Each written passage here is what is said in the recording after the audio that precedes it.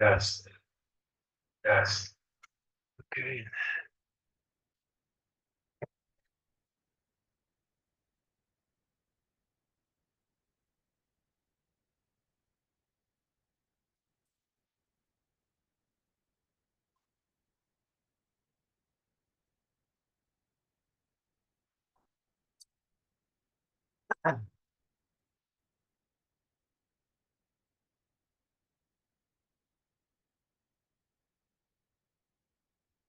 Okay. Welcome back.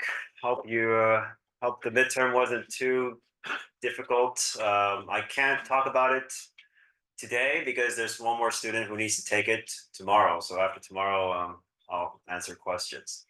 So today we are finishing up um, extending our model to the real economy. So we're now kind of putting the real purchasing power parity idea kind of in the background for now, and trying to extend now the model that you work with up to before the real purchasing power parity lecture to incorporate the real side of the economy.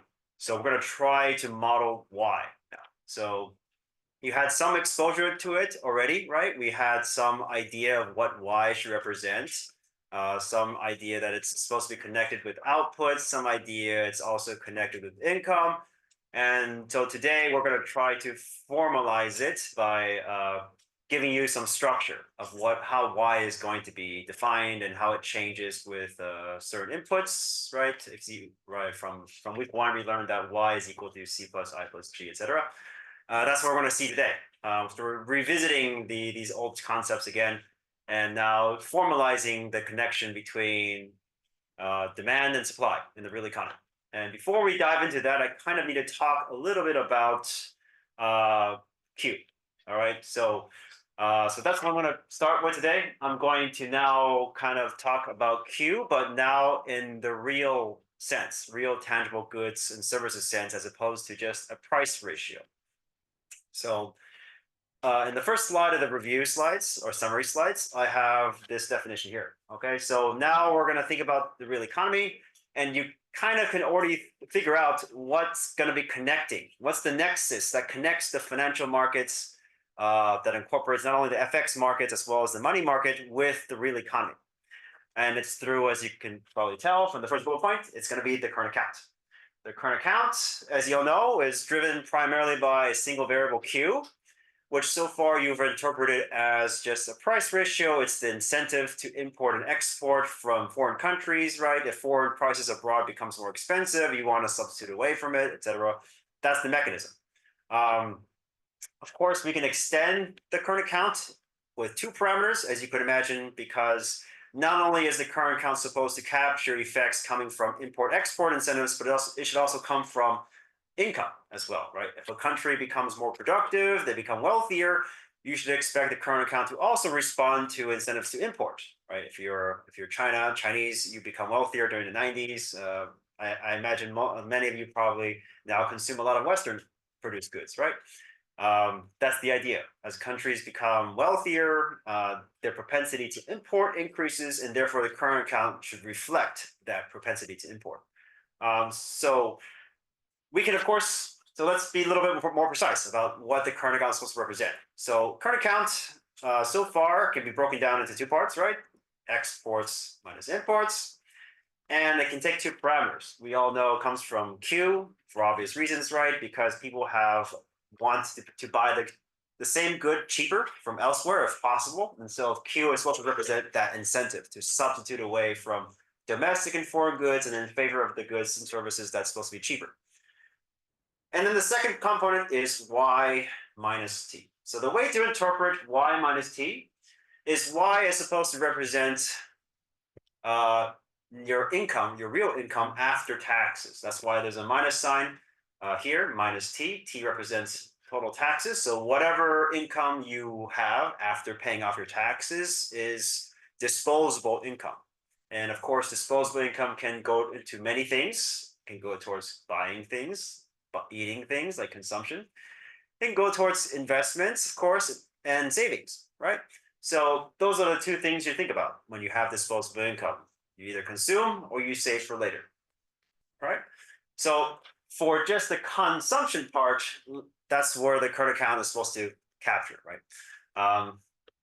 At least in this definition so far, EX minus M. So let's think about how that works. So Q, so Q we define as domestic.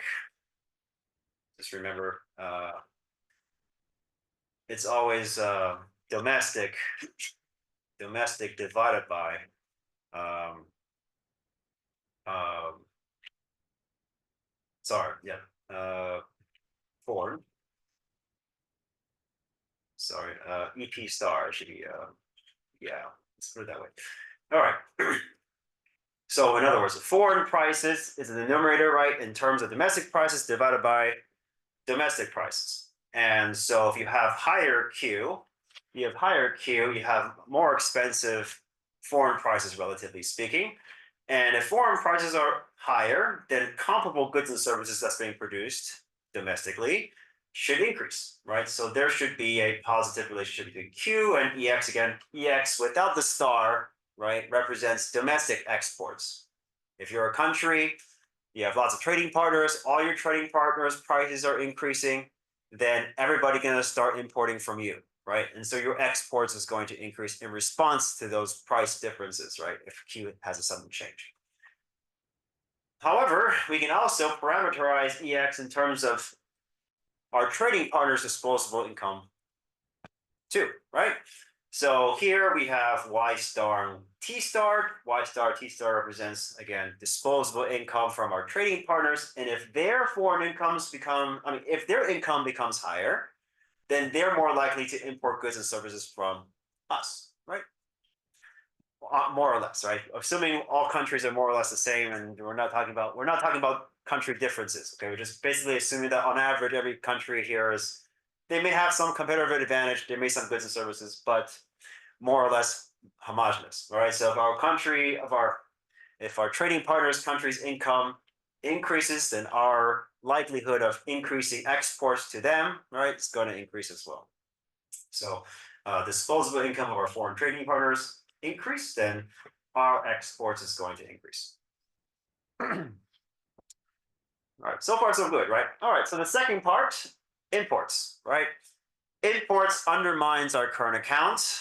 So if we have Q here, again, if Q is going to be represents a price ratio, if foreign prices become more expensive, then imports is going to be negative, right? We're going to curtail our consumption of foreign goods and services if Q is increasing. Again, makes sense because of the way, we're going to substitute away from more expensive to cheaper goods, right? That's just the natural incentive in terms of cost.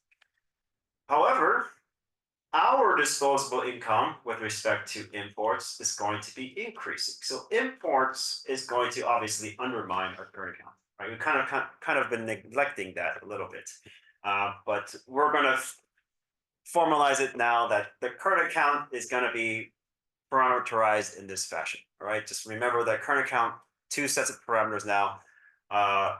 Indeed, imports is going to play a somewhat of a role in determining the sign of the current account. But when it comes to overall consumption, however, it's going to definitely be overshadowed by the C parameter in the way we define GMP. Remember, GMP is C plus I plus G. C, of course, is going to be a function of disposable income.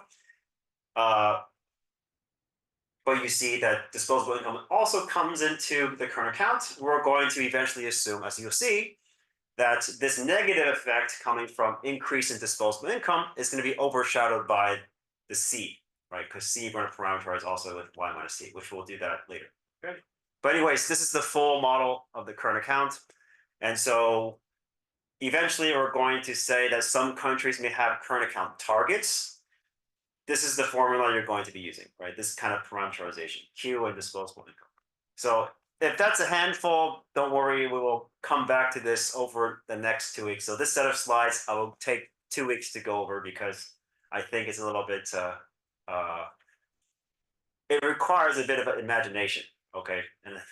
And some degree of art, I guess, you have to be able to have artistic freedom, okay, to model the real economy. It's very complex, and so economists takes a lot of liberties when it comes to modeling the macroeconomy.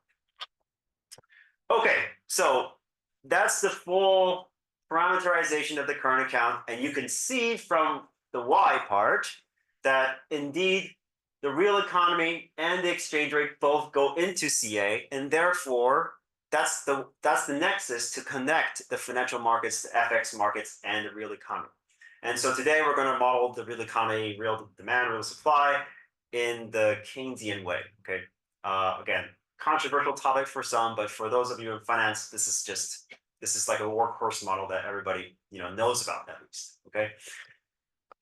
All right. So why can you interpret CA, EX, and IM in a real sense? So that's kind of my job before we start today's lecture. So why can you interpret the current account, exports, and imports in the real sense? The reason is because Q can be thought of as an exchange rate, not just in terms of price ratio. It's not just a ratio of prices. It can be thought of as an exchange rate between quantities of goods produced within an economy versus what you can get from your foreign trading partners' output. So we're exchanging one output for another, in other words. Okay, and I'm here to convince you that this is actually very easy to show if you just attach units to each of the variables you see in Q. All right, so let's look at the second or third bullet point here. We have Q equaling to EP star over P. So far, that shouldn't be controversial. Prices, you can think of it as average prices. That's so far the interpretation. Capital P, also without the star, average prices. But if you now think of each of these variables with a unit, it becomes more interesting, right? So P star, instead of just average prices, it's the price that you would pay to get some quantity of units produced by your foreign country, by your trading partner. So just like stock prices, bond prices, it's a price per unit of share, right? A bond is a price per unit of a asset, right? Financial security. Here, P star can actually represent, if we can use our imagination, right?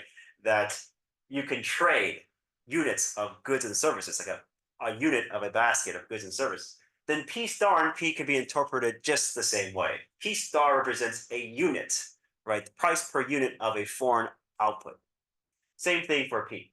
So doing that, we just scale the P's by their one unit of foreign output for P star and P, right? And we just rearrange the units, right?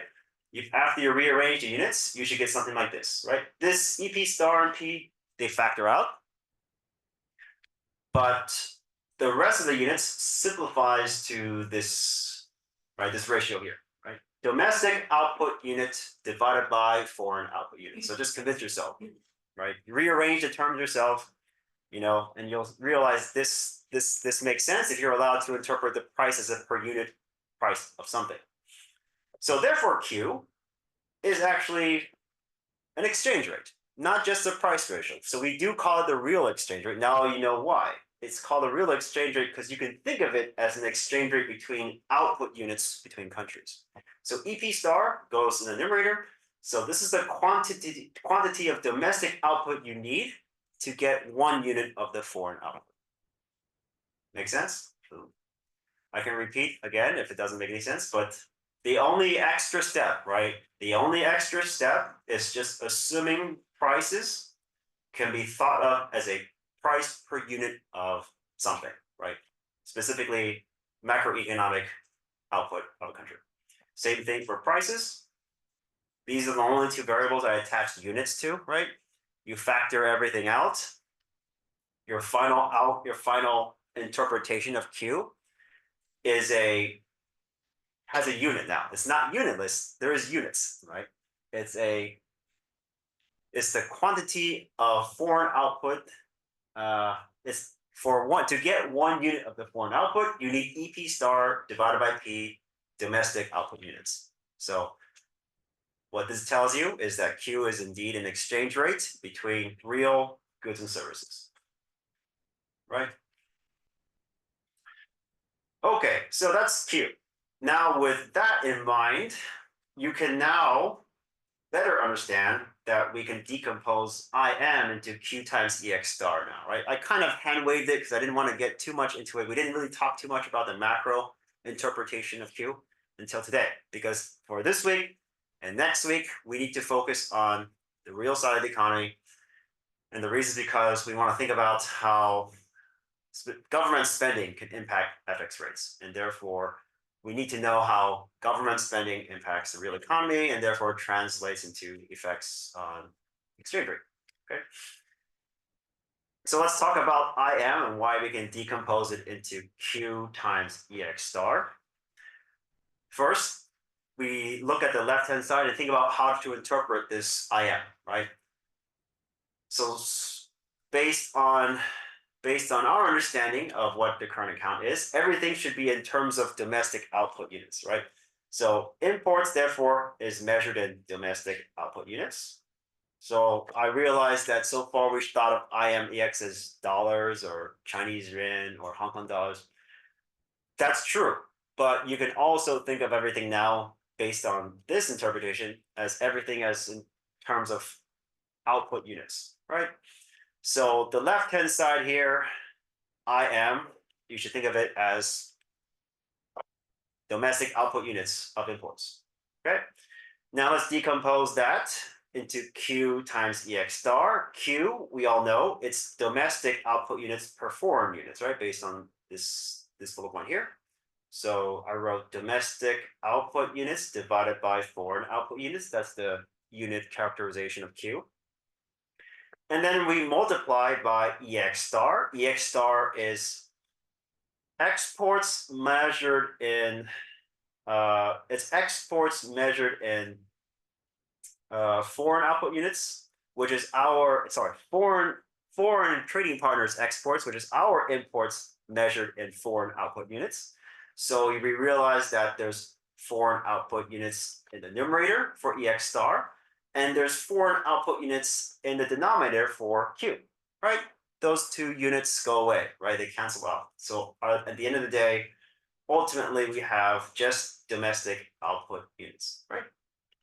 So imports is just the conversion rate between foreign output units to domestic output units. That's all we're doing, right? EX star is just our imports, right? Our imports, but in terms of foreign output units, and we use Q to convert those output units into our home domestic country's output units. So at the end, imports therefore is just in units of our output units, right? Everything is the same units now.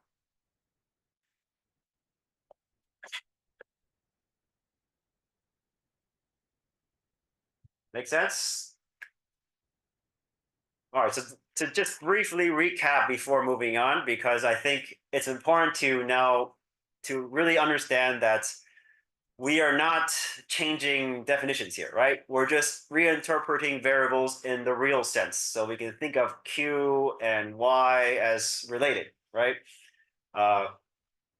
Firstly, we reinterpret Q, right? And the way to reinterpret Q, we have to assign each price as a unit of some price per unit of something. Think of P star as the price per unit of a foreign output. Think of P as price per unit of domestic output. If that's true, then EP star over P can be interpreted as the price in terms of domestic output units per quantity of foreign output for single unit of foreign output, right? So again, it's an exchange rate, but in a real sense. You're trading output for output in an abstract way, okay? So given that reinterpretation, then it should make much more sense now why we can decompose IM into Q times EX star, right? Because IM is in terms of domestic output units, EX star is in terms of foreign output units. Q allows us to convert foreign to domestic output units, and therefore they must be, right? They must be, this equation must be true, right? All right, so Today we are going to, therefore, starting today, we're going to augment the current account equation, not only with Q, but also with Y minus T. Okay. Eventually, the reason why I'm throwing in Y minus T is because we're going to eventually think about current account targeting from the perspective of a country. Current account targeting, you can imagine China has probably current account targeting so that they can hit those growth targets, right? They probably won't disclose what that is, but that's the idea. As long as they can hit that target with some exchange rate, then they'll be happy, right? They'll be happy.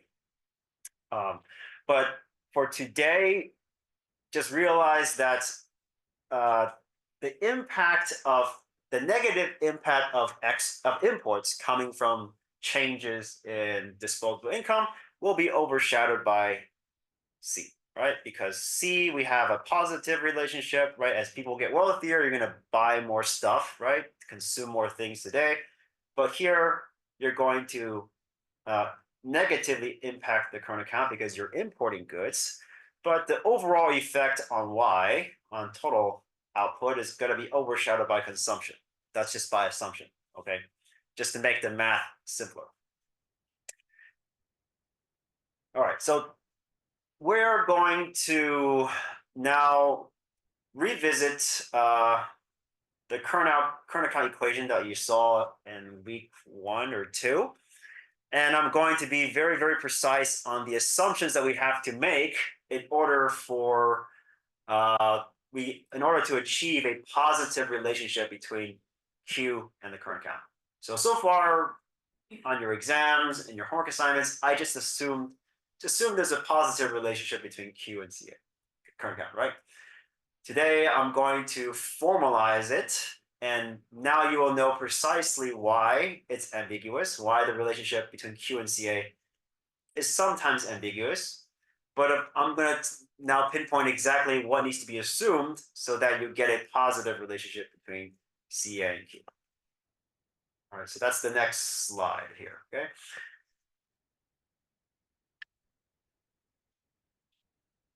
So this is I understand that some people aren't comfortable after some students mentioned to me, this is very abstract. And I'm telling you, for macroeconomics, this is how it is, okay? They don't like to impose functional forms for many things. They think you want to impose structure, but you don't want to impose too much structure. And that's precisely what we're doing here. We're making assumptions about the current account, and all we're doing is suppose that CA current account is increasing with respect to some parameters, and that's it. Okay. And then, in fact, that's enough. That's more than enough for us to just understand how changes in certain variables impact other variables, right? Because that's the end of the day. We want to make predictions in a directional sense, not so much as a numerical sense, in which you may have to impose additional assumptions. All right, so the current account augmented with additional parameter y minus t.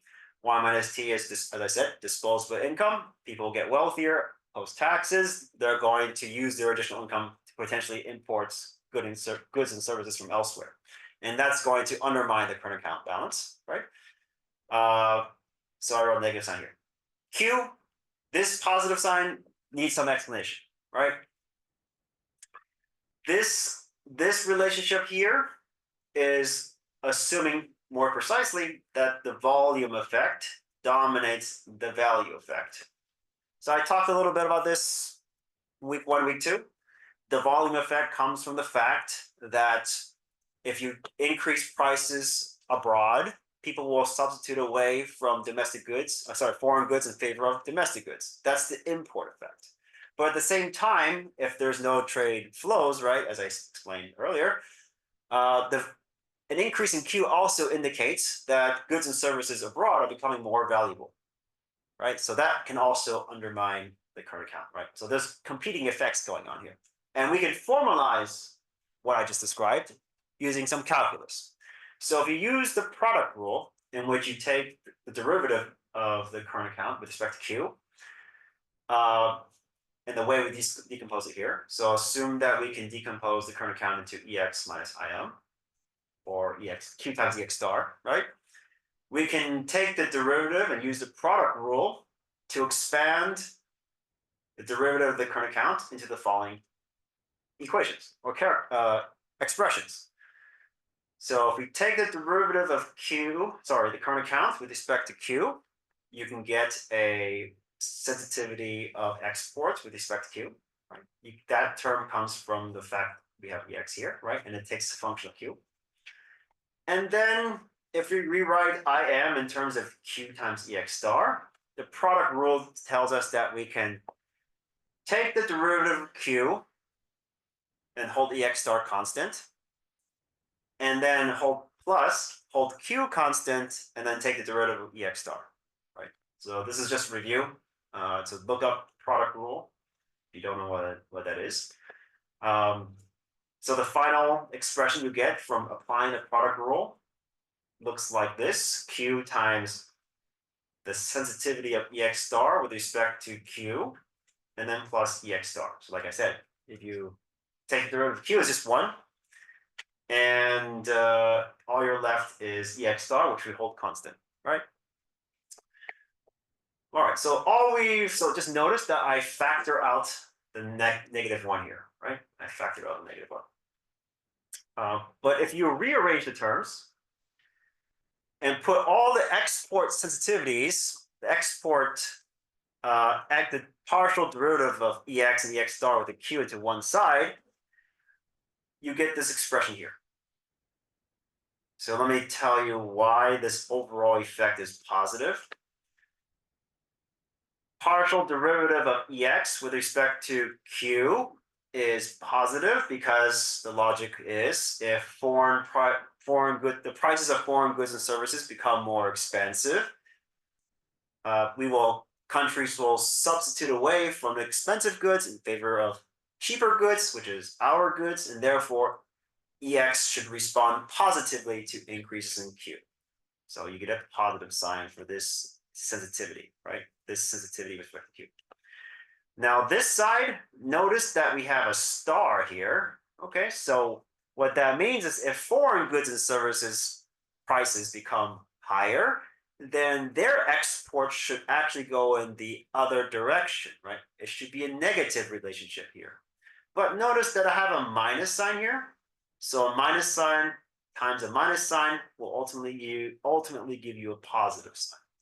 So the final effect of just looking at trade flows, right? The derivative of EX with respect to Q, the derivative of EX star with respect to Q, are all representations of trade flows. So as long as there's trade flow moving in response to differences in prices between countries, price levels between countries, you should get an overall positive effect on the current account, right?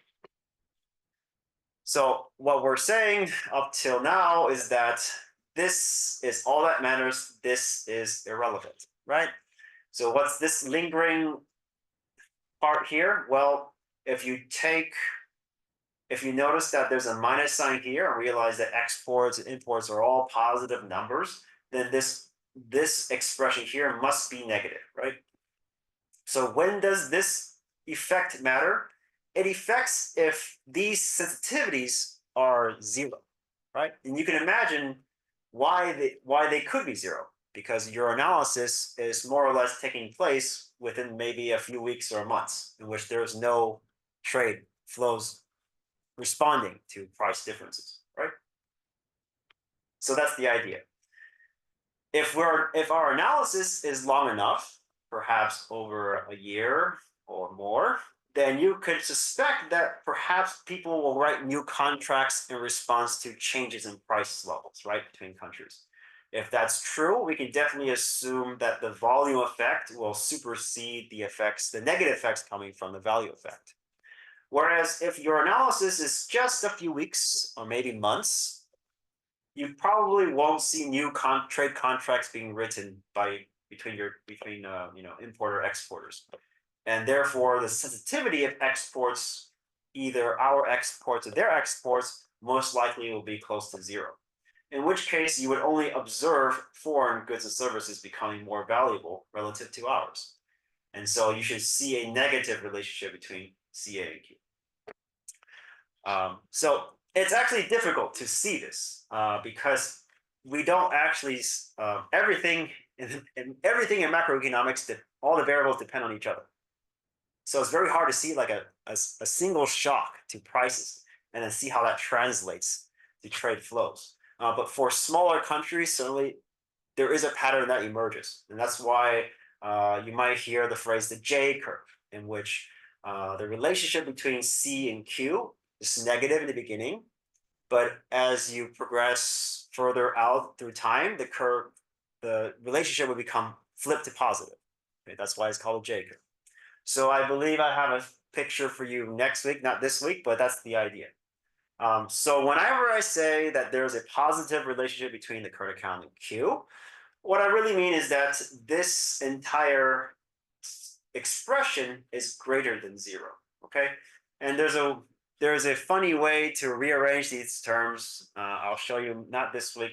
I don't think I have it for you this week. Yes, so next week, it's called the Marshall-Lerner condition. So as long as this expression set is, is greater than zero, then you can safely assume that the volume effect will dominate the value effect, and therefore the current account relationship with Q is going to be positive.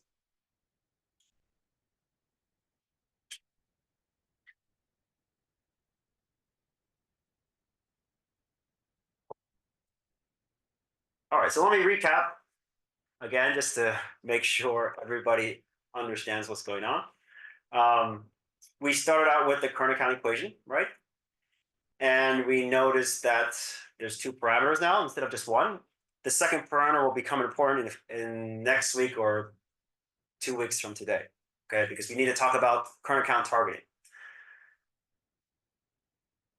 So the first parameter Q, we assume that it has a positive relationship with the current account, but I didn't really give you the details, the mathematical rigor to prove it to you. So let me tell you today what that expression looks like, right? What conditions needs to be met so that you can conclude that the current account is going to respond positively to a change in Q, the real exchange rate. The way to show the condition is to just derive this expression here, right? So we work with this equation here, in which everything's in terms of exports. We ignore the y minus t for now. So you can think of it just taking a derivative instead of a partial derivative. Even though I wrote partial here, you can just think of it as just a derivative. Taking the derivative of this expression is easy if you know the product rule. The product rule result is here. This step here, all I'm doing is grouping the terms that are similar, right? Derivative of EX with respect to change in Q is an export sensitivity. Derivative of EX star with respect to Q is also an export sensitivity, right? I'm just grouping them together. So that entire expression together is a representation of the sensitivity of trade flows with respect to change in Q, right? Why is it positive? It's positive because the first term is positive as well as the second term. The first term is positive because, for obvious reasons, people want to buy from the cheapest seller. And if foreign goods become more expensive, our goods are relatively cheaper. Therefore, more exports if Q rises. EX star, on the other hand, is another way to write our imports. So if imports become more expensive, we're going to curtail our imports, and as a result, negative relationship between EX star and Q. So negative times a negative sign here gives us a positive. The entire expression is positive. So that's why there's a positive effect coming from trade volume. Okay. The second part of this expression is minus EX star. This has a term, as you know, it's called a value effect. It's called a value effect because it assumes that if trade flows are essentially nil or zero, then the only effect comes from the fact that the goods and services being imported becomes more valuable, and that's going to undermine the current account mechanically, right? So it's like a mechanical effect.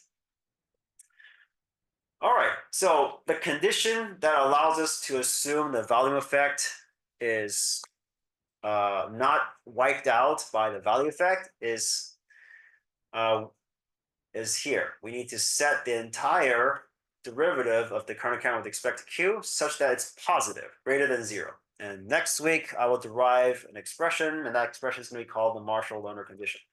So as long as those conditions are satisfied, you can safely assume that the current account responds positively to a change in Q. Okay. All right, so that's the additional discussion on the current account. It should be complete now. And all I'm asking you is just to keep this disposable income parameter in the back of your head for maybe a week later, 2 weeks later. Okay. All right. Comments, questions so far. So again, only asking you to do two things, right? Reinterpret the Q so that Q now has a real macro sense, right? It's not just finance, it's not just prices. Now we're talking about exchanging output for other output. And as a result, you can now think of the current account as a nexus to connect financial markets with the real economy. All right. So now we need to model real supply and real output demand, right? Somehow. That's where we're headed today.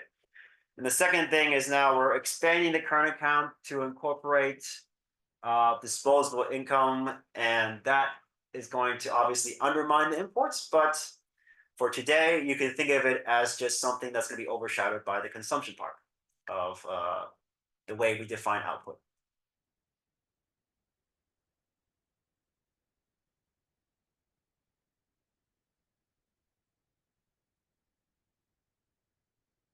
Okay, so the title says flexible exchange rates and output in the short term. So as I mentioned earlier, we are now working with the short-term model before we talked about the real purchasing power parity. We will actually try to impose that later, but we won't talk about it today. Today, we're just moving back to the model that we learned before the real PPP stuff, and just now trying to combine that model with a real economy, with a real economy model. Okay, which requires us to model real money, real aggregate demand and supply. Okay. Another word to keep notice is that we're talking about flexible exchange rates. So we are not dealing with countries with managed exchange rates. We're not dealing with countries with fixed exchange rates. We're talking about countries that just allow their exchange rates to float. All right. Well, we'll talk about the fixed stuff 2 weeks later. Okay. So just to emphasize, these models only apply to those kind of economies. We're not talking about China in the 90s or Hong Kong at all. Okay. Um, all right. So output. That's our objective today. How do we connect flexible exchange rates with economic output? And how do we do that? We need to specify the determinants. Okay, the determinants of aggregate demand.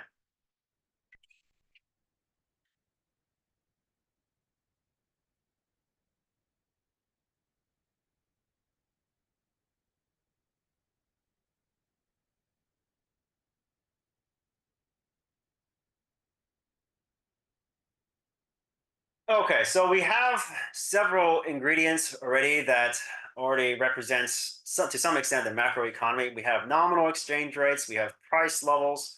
However, as I mentioned earlier, we want to be able to connect these things with Y somehow.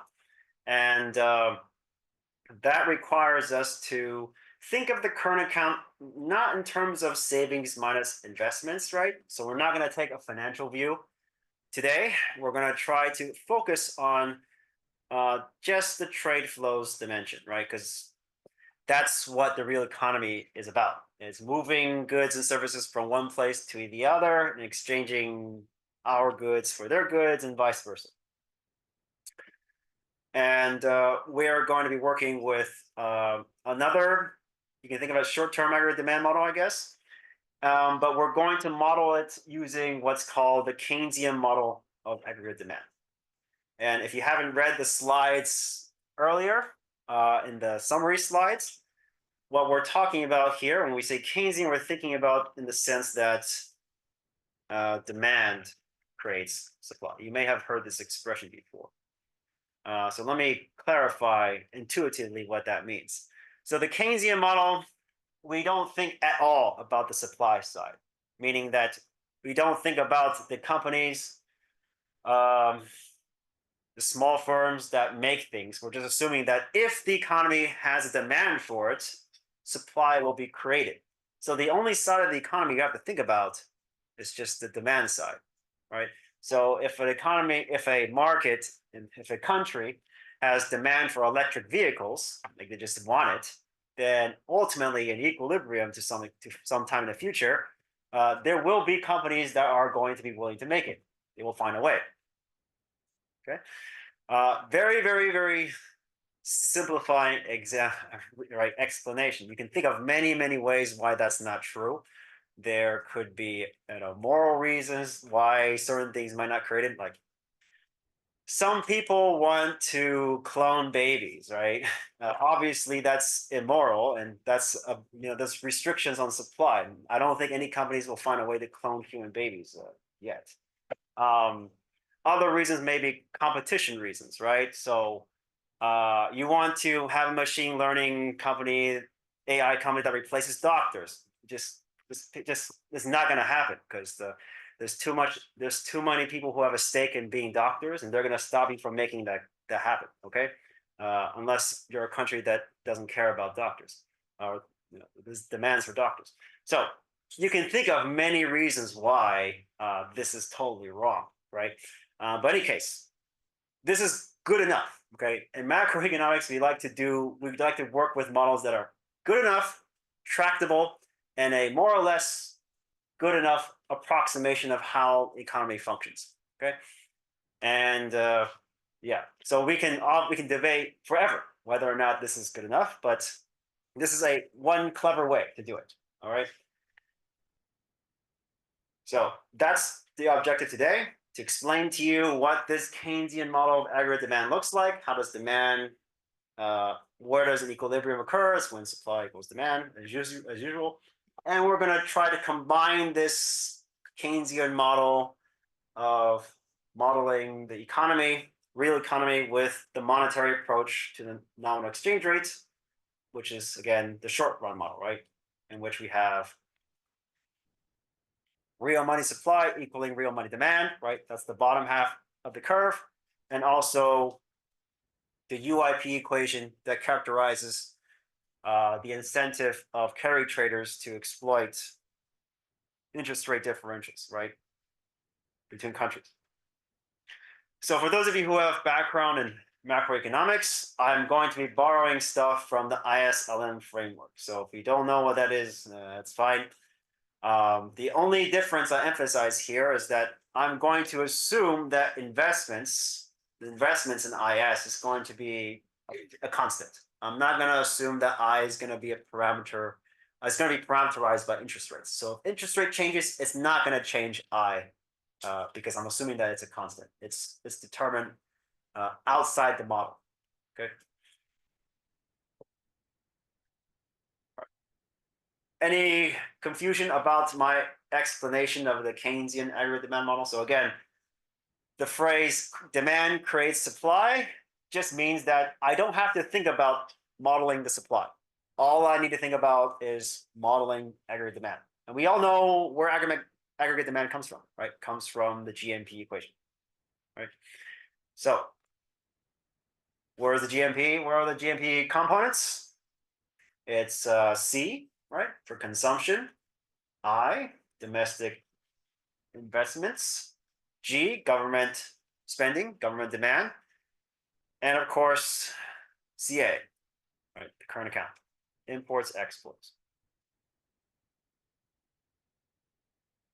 So it's important to clarify, right, that there is a dichotomy of types of demand, right? C plus I plus G is domestic, right? So if a country wants more stuff, right? If a country wants more stuff, the economy will produce that stuff. and they can want more things because they can produce they're because they have more income, right? So it's kind of there is a feedback mechanism at play here that we will discuss later, right? But that's something to kind of notice, right? Y appears on both sides of the aggregate demand of the GMP equation now. Once we expand the parameterization of C and now the current account, right? C is a function of Y minus T, but Y is also on our left-hand side. So there's a feedback going. But anyways, you'll see that very soon. And just notice that, all right? The current account is net foreign demand, right? So your output of your economy can fluctuate from two sides, right? You have people in your country that wants more stuff, and you're going to create more stuff because they're wealthier, etc. It's all these things are possible. You're going to get more output. But you can also produce more output if people outside of your country wants it too, right? Because they're willing to pay for it. If they're wealthier, etc., they can pay for it with real goods and services, fine. Output can also respond to demand outside of a country.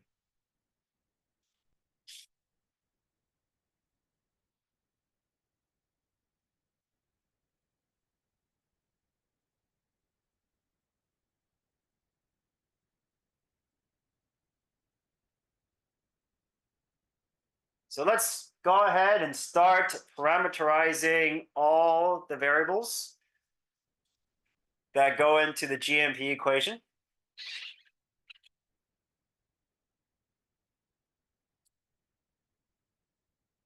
So sometimes I will write YD. I think most of the time it's going to ignore the D. So just note that Y, GMP, or just regular Y refer to the same thing. Okay, so remember Y is supposed to be our representation or approximation of net income, right? National income. So literally it's money, right? It's income you can use to buy stuff. Minus T because it's not disposable, it's not the residual that I can spend until after I pay off all my liabilities if I'm a household or a company, right? If I'm a household or company, I have tax liabilities.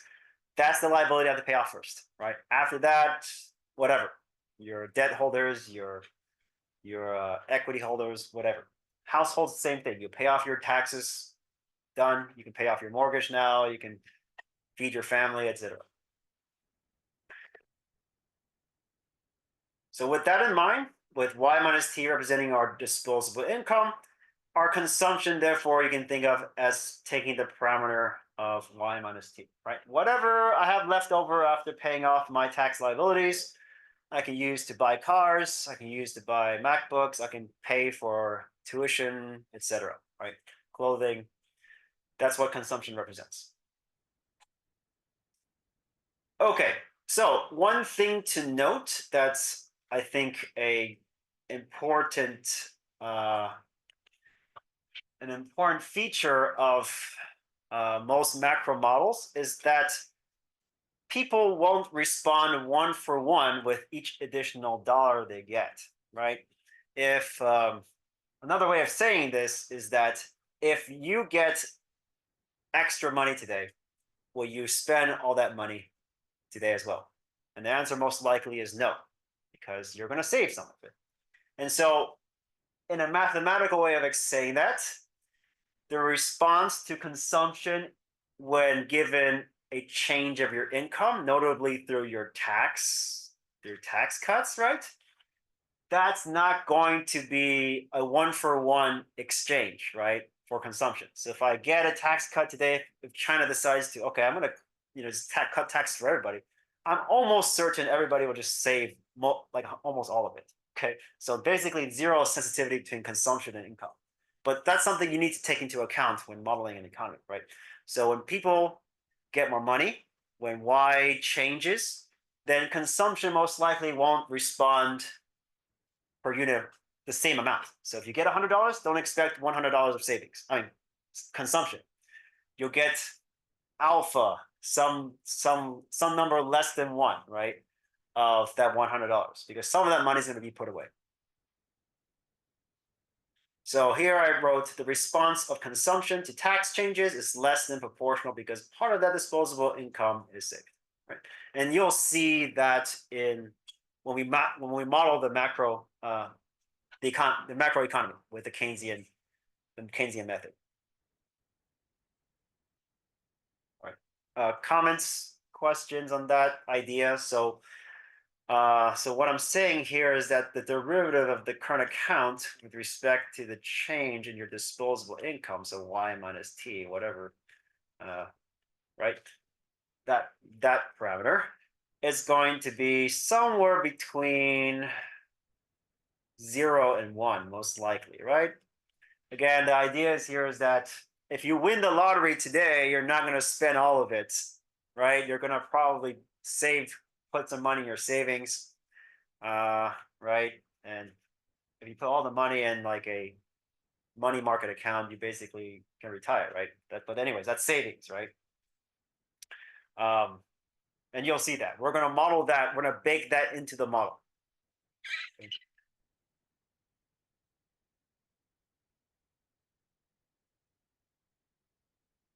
Okay.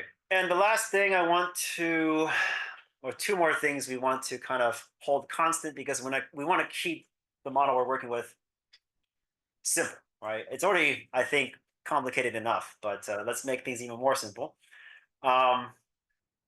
I'm going to assume that investments and government spendings are determined outside of the model. So what that means in economic speak is that I'm just going to assume they are constant. So when we say things are determined inside the model, it means that every parameter is dependent on every other parameter, right? That's what it means to be determined within the model. That's not going to be the case here because we want to keep things simple. So I and G are just held constant. They are parameters we assign from outside the model, and they will not depend on interest rates specifically, right?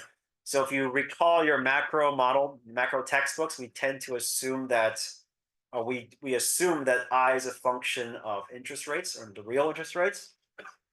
The idea here is that if, for example, nominal interest rates become higher, you're going to actually decrease your investments because you have better returns elsewhere potentially, right? But we're not going to deal with that here. Just forget about it, right? So just assume that I is a constant. That's what this bar represents. It's not a function of interest rates, okay? And same with G. We're assuming that government legislation, government tax cuts, tax increases, bailouts, these are all determined outside of the model, okay? These are all determined, the term is exogenous, right? Exogenously, outside the model.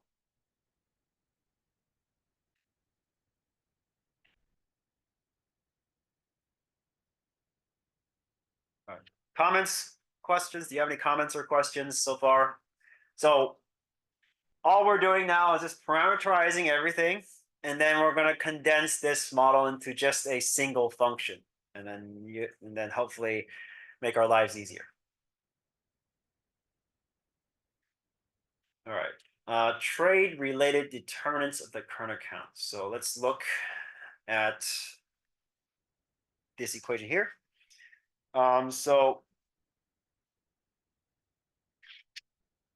here we already went through already. So maybe recap a little bit just in case. Working with this equation here, right? But now we're expanding the parameterization to include Q and disposable income. So the real exchange rate is, right, Q equals EP star over P, disposable income, which you defined already. But now we have Q and Y minus T. Q is in reality ambiguous, depending on the time horizon we're analyzing. But disposable income, we all know it's a negative relationship between Y minus T and CA, right? Because if you're wealthier, you're going to import goods and services, all else equal. And why is this ambiguous? Well, we learned from the summary slides. It depends on whether or not the volume effect, the trade flow effects dominates the value effect. And so for today, we're just going to assume that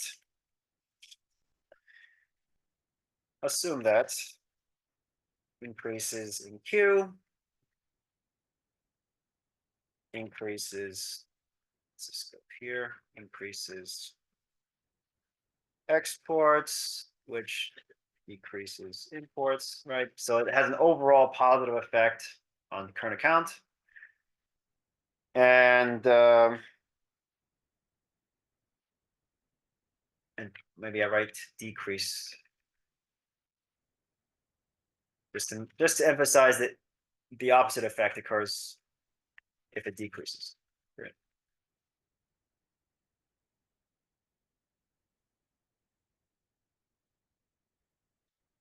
And it's important to know that, all right, why does this work? Because Q. So why? Because Q affects relative prices. And so maybe for the mathematically inclined, let me reiterate that the derivative of the current account with respect to Q is assumed to be positive, right? And the current account with respect to disposable income, y minus t, is negative, right?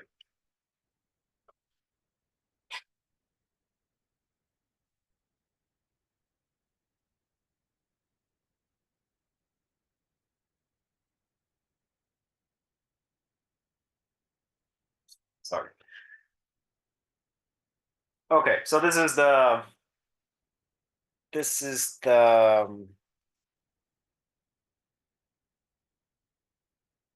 verbal explanation of the volume effect and value effect. So here, remember, we're applying the product rule. So you apply the product rule, and you should get all the sensitivities right. And yeah, so for trade flows, right? For trade flows, it's obvious that EX has a positive effect on the current account, but from the IM, there's an ambiguity, and we need to impose some assumptions. And let me write out the condition here. You need to satisfy the Marshall-Lerner condition, which we will talk about next week, which states that the volume effect dominates value effect. And see summary slides.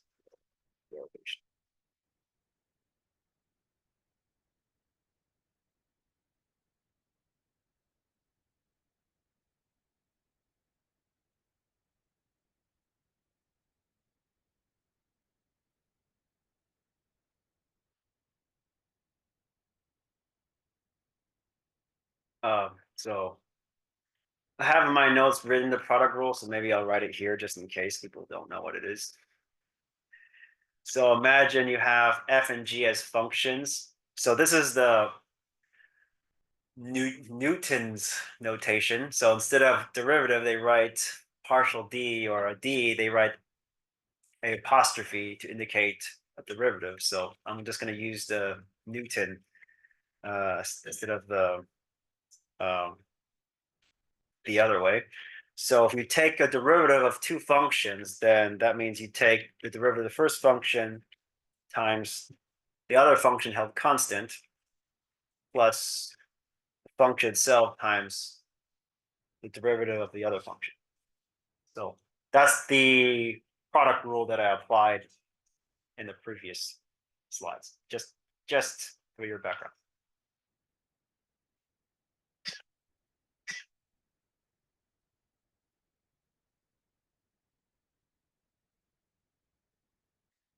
Okay.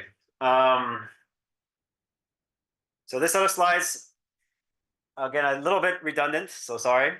So this is just a verbal explanation why the volume effect and value effects have its impact at all. So the volume effect, so in a nutshell, let me just briefly go over. Volume effect basically assumes that trade volumes, so that means partial EX respect to Q, And I'm going to write partial EX star, expected Q, are basically 0, right? So let me read this. As the real exchange rate depreciates, domestic products becomes relatively less expensive, foreign products relatively more expensive for residents everywhere. Sorry, this is a volume effect. Let me read this. This one goes here. Let me move it. Apologies. So this one's here. So let me read the value effect first. In the immediate short term, contracted quantities of exports do not respond. As the real exchange rate depreciates, so that means increase in Q. As the real exchange rate depreciates, the relative value price times quantity of a given quantities of domestic exports, EX, decreases. So all that is saying is that there's a minus EX, EX star, right? So equivalently for foreigners, the relative price quantity of given quantities of their exports, right, increases. So if this increases, then it's more negative, right? So let me show you again why where that comes from, right? Comes from here, right? If you take the derivative of CA with respect to Q, you have that minus EX term. So if EX star gets bigger, then I becomes more negative, right? So that's why it's called the value effect.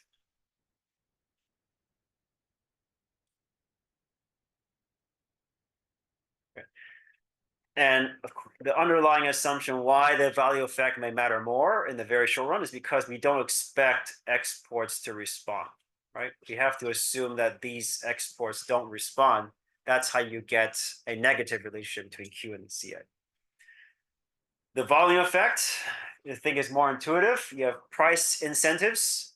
People respond to price changes, and people are just going to move for the same identical good, they're going to swap the more expensive one for the cheaper one. So they pay less. They just want to save money. So as the real exchange rate depreciates, domestic product becomes relatively less expensive. Foreign products relatively more expensive for residents anywhere. So in the short to medium term, the quantities or volume of domestic exports increase. So notice that here we're talking about the immediate short term, and here we're talking about short to medium term quantities.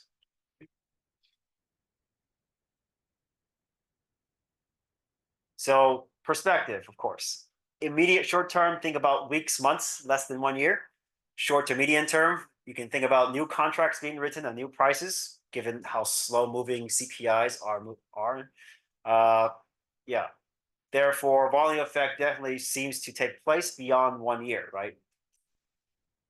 And what you'll see, I'll show you a graph next week. So equivalently, the quantities of foreign exports decrease, right? Because people are switching, right? People are cutting they're buying fewer goods from the foreigners and buying more goods from us. So in the end, we should see EX rise and EX star fall, right?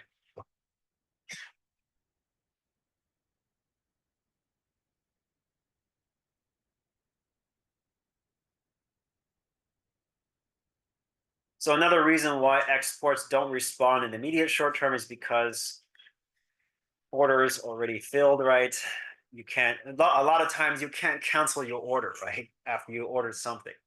So imagine, a country ordering million tons of rice. You can't just decide to cancel those orders. It has already been transacted, so you can't do anything about it. So another way to think about this.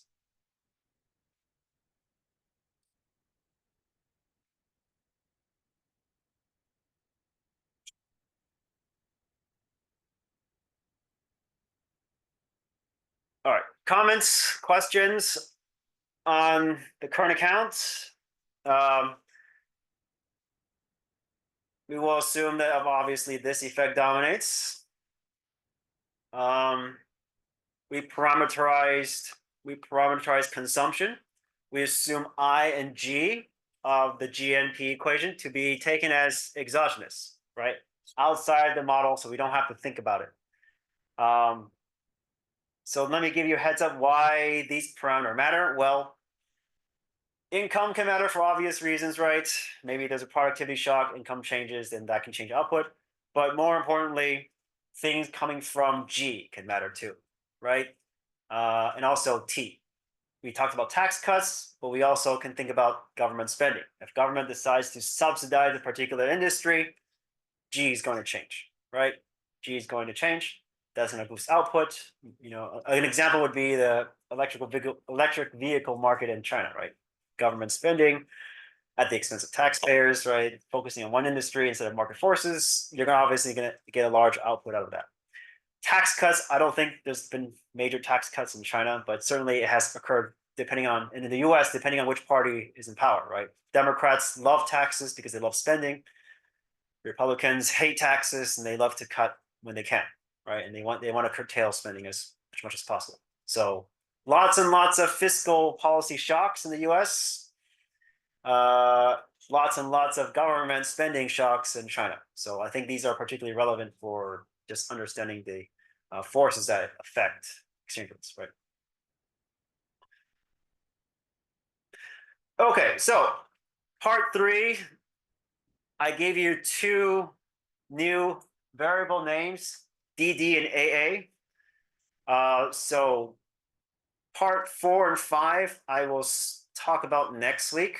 Unless we have extra time, I might jump in, but I don't want to because I think it takes some time to digest what I just said to you, okay? The DD is going to refer to the aggregate demand model. So we need to talk about market clearing, supply versus real demand, how the market clears, and how that's connected with the financial markets through what's called the AA schedule. So AA is called AA because we're talking about assets, financial assets, money market, FX, foreign currencies, all financial assets. So AA represents the financial markets. The DD represents the real economy. Demand must equal supply. Once all markets clear, we have a full model to represent an economy, right? We have financial markets and the real economy. And we can see how everything interacts eventually.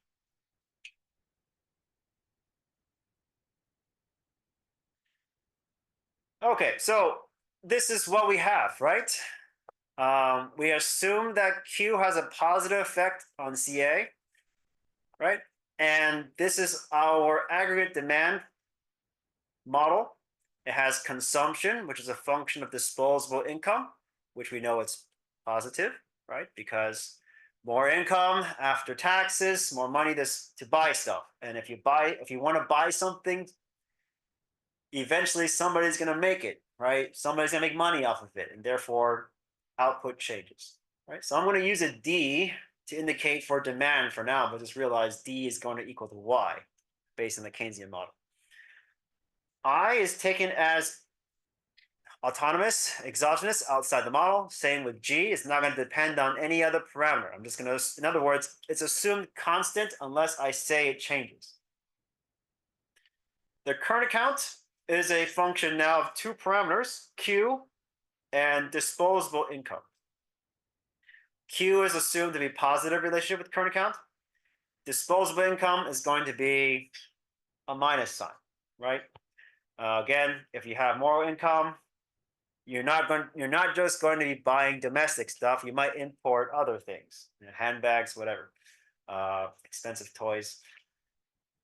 Yeah, it's going to undermine the current account, and therefore it's going to decrease D. Why? Because you're most like when you import something, it just means you can't buy something domestically. And you may be substituting away from domestic substitutes, poor substitutes for something that's more accurate of what you want, right?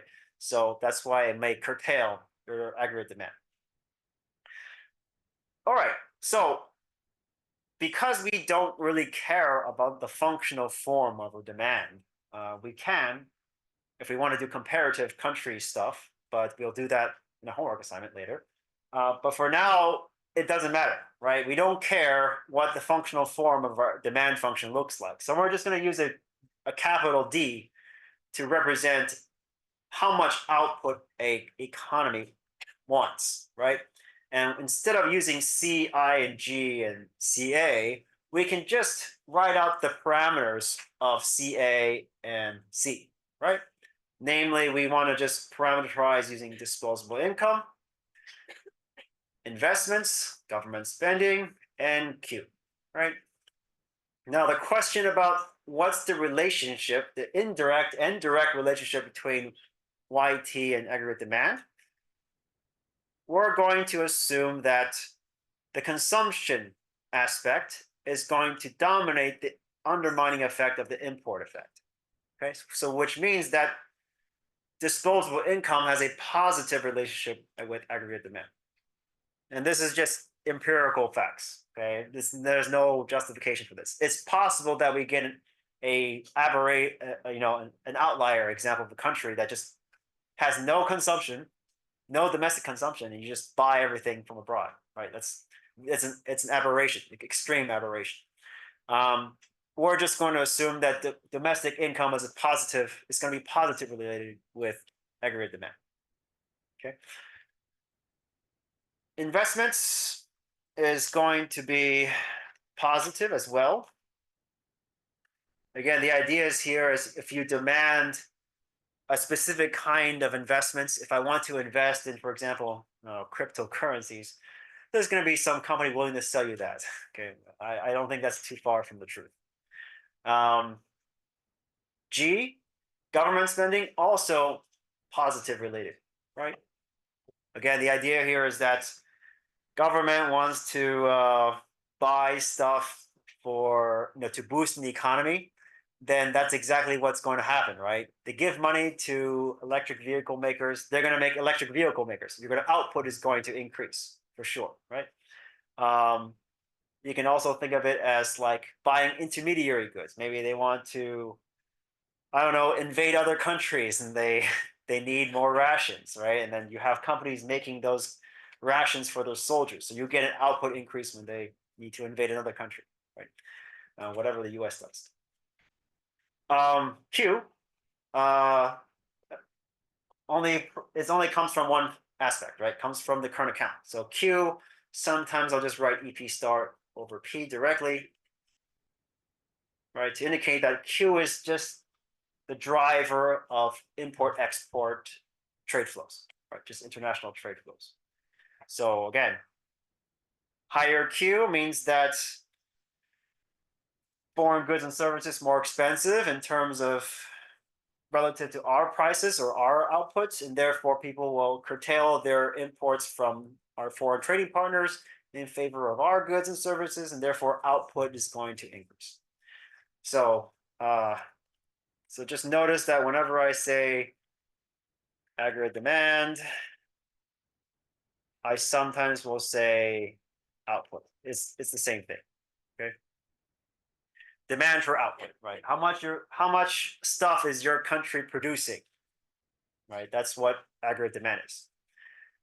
Clothing, cars, whatever. Eventually somebody's going to make it, and output's going to increase over time.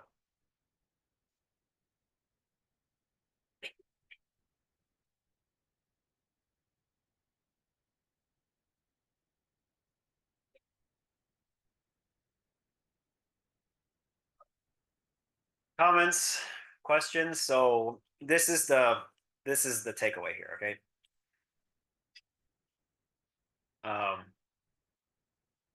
We have our function of aggregate demand or total output demand, and it takes 4 parameters.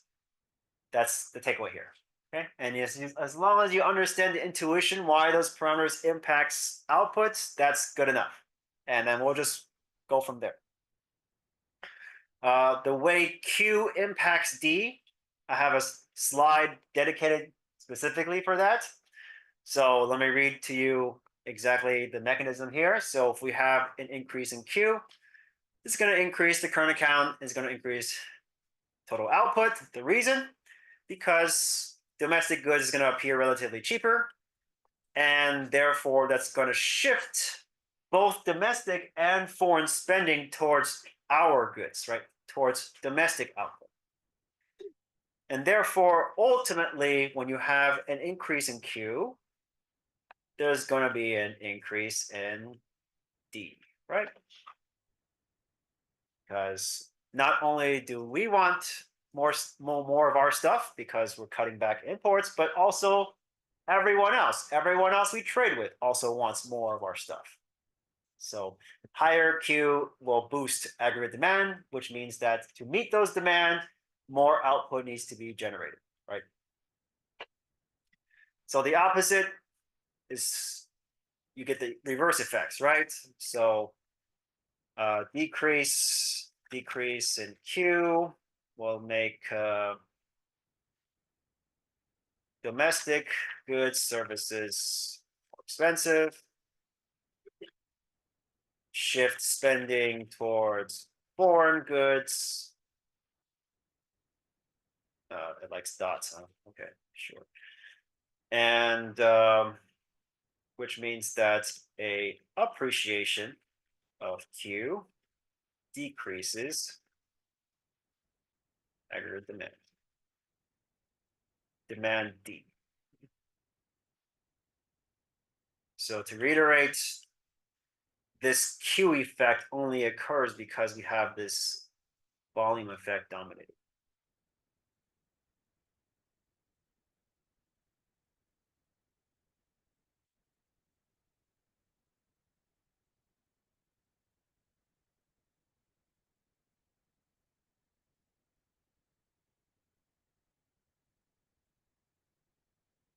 All right. Let's move on to modeling the aggregate economy. I mean, the overall economy. So I'm going to introduce to you something called the Keynesian cross. And what that means is that we're going to plot two things. We're going to plot total output that can be produced, that can be potentially produced, okay, and today, and also any sort of planned output in the future. And then another line to represent actual demand. Okay. And the idea here is that the intersection between these two lines represents an equilibrium in which output matches precisely the amount of demand that's required in the economy as a function of disposable income, investments, government spending, and net exports, right? Which is demand abroad, right? Okay, so if you notice that there's Y on both sides, right? So on both sides of this graph, we have total output. But on this side, we have D, okay? For aggregate demand. So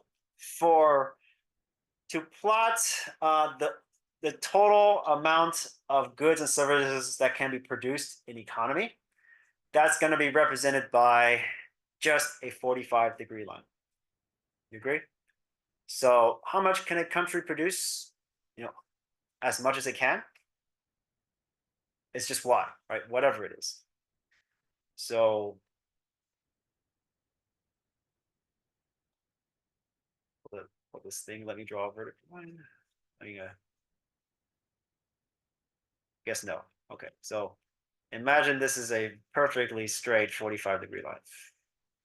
45-degree.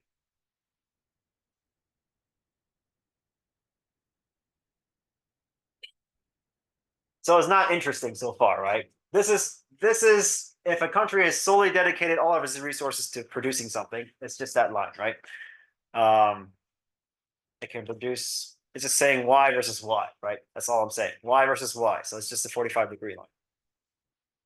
Okay, so what becomes a little bit tricky is plotting the aggregate demand line. So obviously, an economy doesn't want to consume everything it produces. If it did, you get exactly this 45-degree line, right? But we don't, right? We're going to do other things with our output. We're going to trade, we're going to import, we're going to save. And as a result, this demand line is going to be not a 45-degree line, but something else. So can someone guess what this line looks like? Is it going to be a steeper slope or a flatter slope?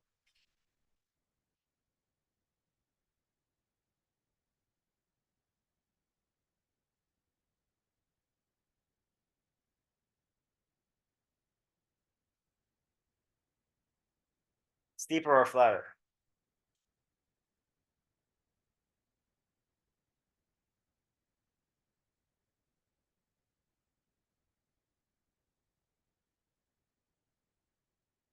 So again, if my consumption is 1-for-1 with output, it should be this 45-degree line, slope of 1.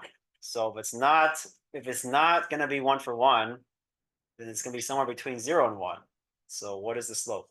Less than 1, perhaps? Yeah. So aggregate demand is actually going to be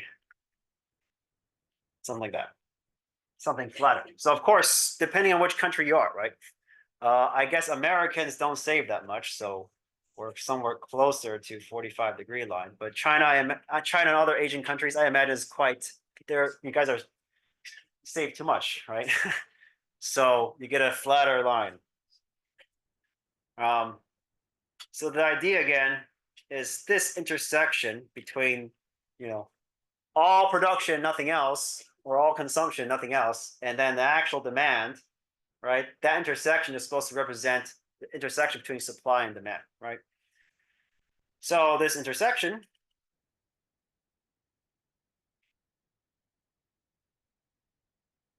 let's call it D naught or D naught, and Y naught.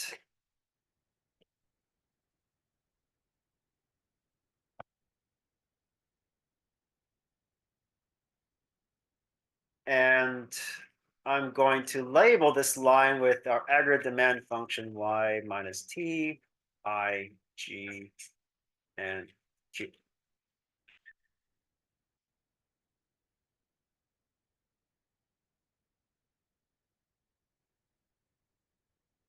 All right.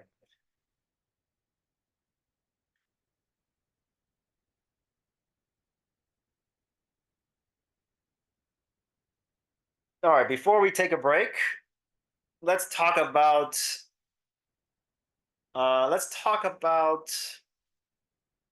when we are out of identifying when we're out of equilibrium, right? So here, this point represents demand equal supply of output. Okay? A country will not produce more than what is required, right? Because they won't be able to sell it. Just think of a company. You won't necessarily make more than what you expect to sell. Otherwise, all those goods will expire, or you have to destroy it, or it becomes unusable and you can't sell it, or even it may affect prices, right, in such a way that you become unprofitable. So you never want to produce more than you need. But that's the same idea for the other way, right? You have an ideal price that you want to sell it at, and if you don't produce enough, then you're going to have excess demand that you can take advantage of, right? So in this sense, the same idea here. The supply will change in response to whether or not there's an excess or shortage of output, right? So let's identify the excess first. So if we have demand here, let's say we are producing this much, okay? So this is our Y. So this is our output Y. But our demand is only here. Do we have an overproduction or underproduction? I kind of already gave away the answer, but so we demand this much, but we're making this much, right? This is the Y. We're making this much. So what's this? Yes, overproduction.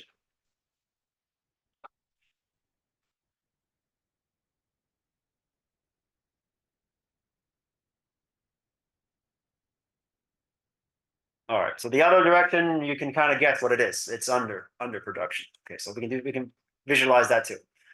So we are producing this much, right? Let's call that I don't know. Let's call it y prime. But we want this much actually, right? That's our demand. At d prime. And so this gap here is underproduction, right? Under. So before we take a break, let me explain again the idea. Demand is the driver of supply. As long as there's a change in demand, then supply will change in order to meet the demand. Okay, that's the big picture idea. When we are on the right-hand side, we are producing Y, and because the slope of the curve is less than the 45-degree line, we will actually be making more than what we want, right? Because this is our production, but we only demand this much. So the gap here represents overproduction. As using a corporation perspective, right? Just a firm perspective, you don't want to make more than what you need, right? Because if you make more, then that affects pricing, right? That affects pricing because you're going to affect the secondary market prices, etc. That's going to mean your costs can be cut, right, to save some money, so you can become more profitable. These are all different types of mechanisms that can explain why a country or why a firm may want to, curtail their output, right, to decrease their output. So over time, as an economy realizes that overproduction is not efficient, and you may be destroying goods, for example, in the long run, you're going to move towards, right, this equilibrium. Makes sense, right? Your economy is going to be producing less, and the equilibrium will eventually go towards the intersection, right?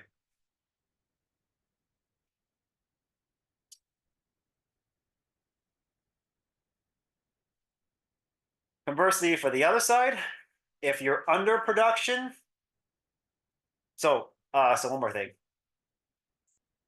You can not only, what's important is that you're not only cutting costs by selling less, you could also save some money by firing some workers. So that's why you see a transition from this point to this point, because Y is actually decreasing, right?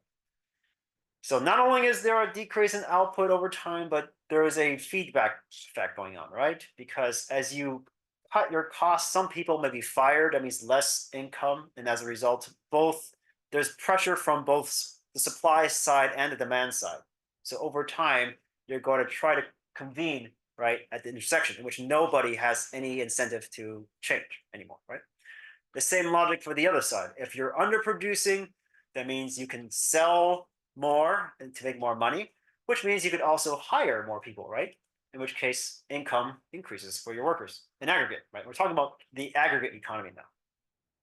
So as people get wealthier, as people make more, demand also increases over time, right? So you can see this upward moving pattern, not only for the supply side, but also the demand side as well, right? Because you're hiring workers, workers get more money, they want more stuff, and it feeds back over and over again until you reconvene at this intersection, which is precisely where the supply, the producers have no incentives to cut workers, to hire workers, to cut costs, etc. There's no incentives to change anymore, in which case we have a stable equilibrium. So to reiterate, this is again, just like the money markets, just like the financial markets, we're focused on a stable point. I'm not saying that maybe in the short run we might get an overproduction or underproduction. That's not so interesting, right? I think what's interesting is that we can actually make conclusions about stable points in which nobody has any incentives to do anything different, and that's what we're looking for. We want to know what the equilibrium price is, what the equilibrium some output is, and then say something about that. And that's what these models are for. So before I take a break, let me summarize again. Here, I'm just showing you one way to model an economy. It's in the sense that demand creates supply, because all we are modeling here is just the demand side. We don't care about the supplies. We don't care about modeling supply side. Whatever the economy demands, the economy will supply it. Supply is represented by the 45-degree line, because that's the assumption. If everything's produced is consumed, that's what that line represents, right? Just production versus production is just the 45-degree line, in other words.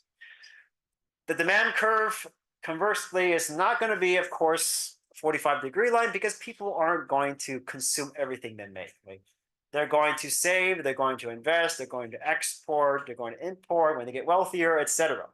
All these things will make the curve less than 45 degrees, in which case I drew a less than 45-degree line, right? It's a slope that's less than 1. And the intersection, I made the argument, is a stable point. The producers, the companies, and the economy have no incentive to deviate from this point, because overproducing and underproducing is inefficient. The idea for overproduction is, you're producing too many things that may undermine your optimal price levels for your company. You can also think of it as you can make money, become more profitable by cutting costs, right? And one way to do that is to fire people, right? In which case, now you have two effects to think about. One is an output effect that's changing, as well as an income effect that's changing, right? There's a feedback effect. And so both supply and demand want less stuff being made, right? Because people are making less money, supply is curtailing goods, feedback over and over again, until you reach a point in which nobody has no incentive to change their behavior, right? On the other side, the same argument. I can make more money by expanding my production. One of my inputs obviously is going to be labor. I don't know in the future, but before the advent of autonomous machines and artificial intelligence, labor is a key factor to make things. So as companies expand their production, you have to hire more workers, people get paid more. That's going to change Y upward. So you're producing more, people are making more money, feeds back over and over again, and you ultimately reach a stable point in which, again, nobody wants to do anything different. So your final equilibrium, again, is when supply meets demand, just like the money market, just like, I guess, UIP. Okay. All right. Do you have any comments, questions on the Keynesian cross? So I will, of course, I will say more about it after the break, but in case you have any big questions to ask.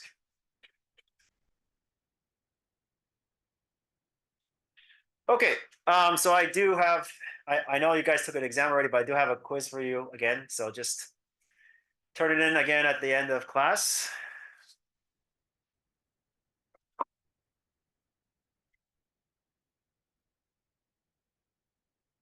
And we will reconvene in 10 to 15 minutes.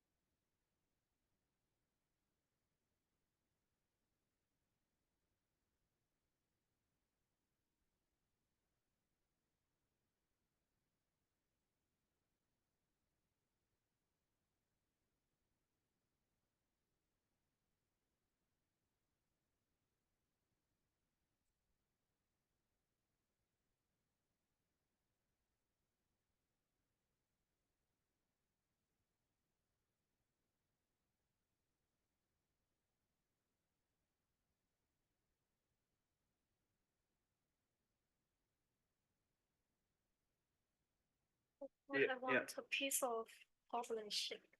Oh, the quiz? Yeah. Okay.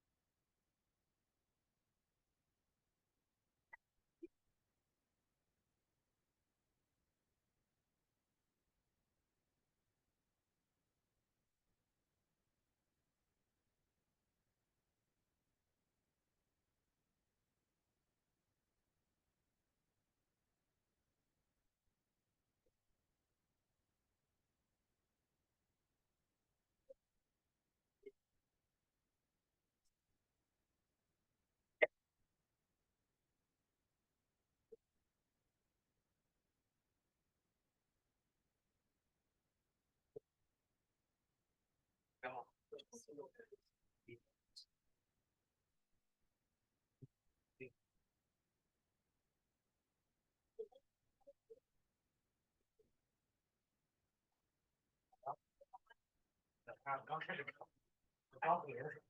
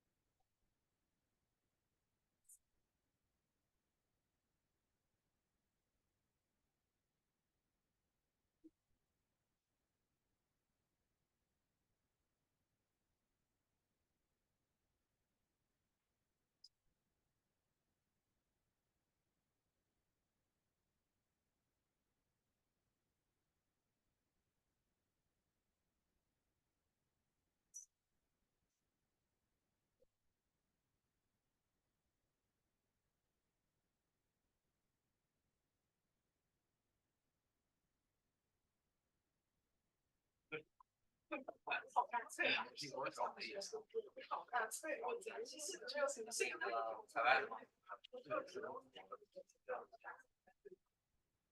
哦，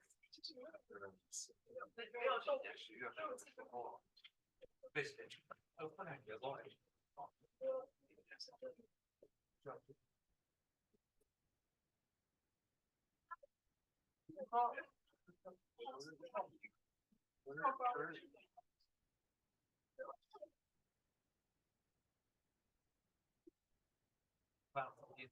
那后来没演戏嘛？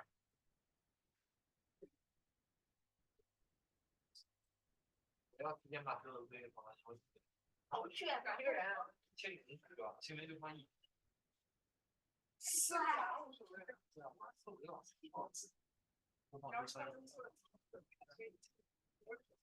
不清零。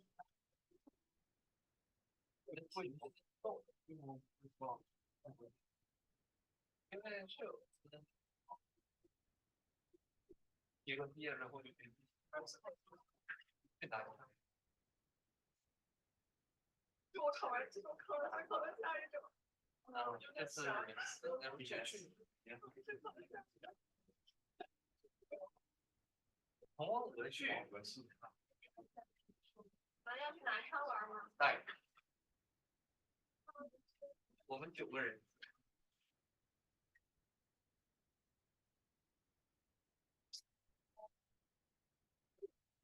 主要这把都的书记都搞了，咱俩的目标是一样的。我要32高分的。对吗？要回家。哦。回家。主要我们周3之后就没有课。真的。这啥？我姐妹后边跑位置。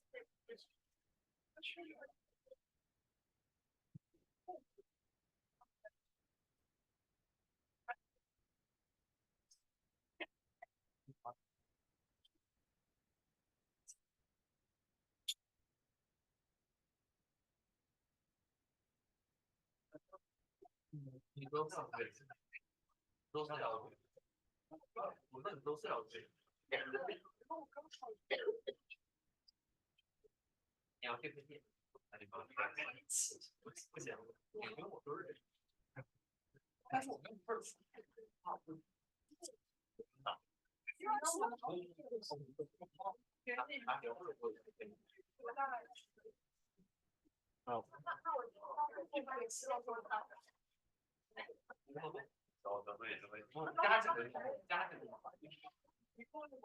我回去他，然后我把那个照片他，他跟我有关系。我没想到啊，味儿。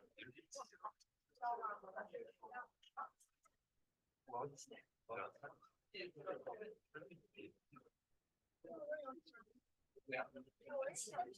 接到深圳，你们是去哪儿？我要接到广州，还是哪儿？你要那个网易网文一堆上微。那边风是中原。到时候给你们，因为我姐给我报一下。因为我周日一会儿去，我还那一个。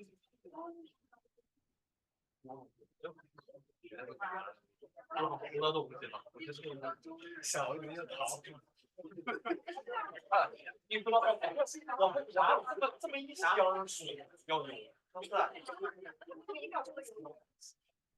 哎，有点打到这个问题，为什么不用？因为我得。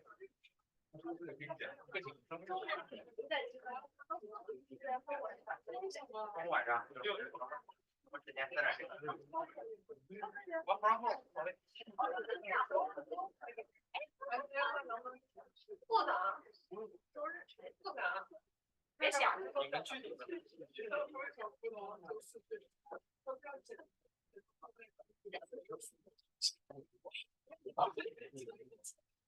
我不会，周日还不是还不到2月。周日啊，那我周日也是这样。那你2个约呗，我2一般就讲的就是为了听。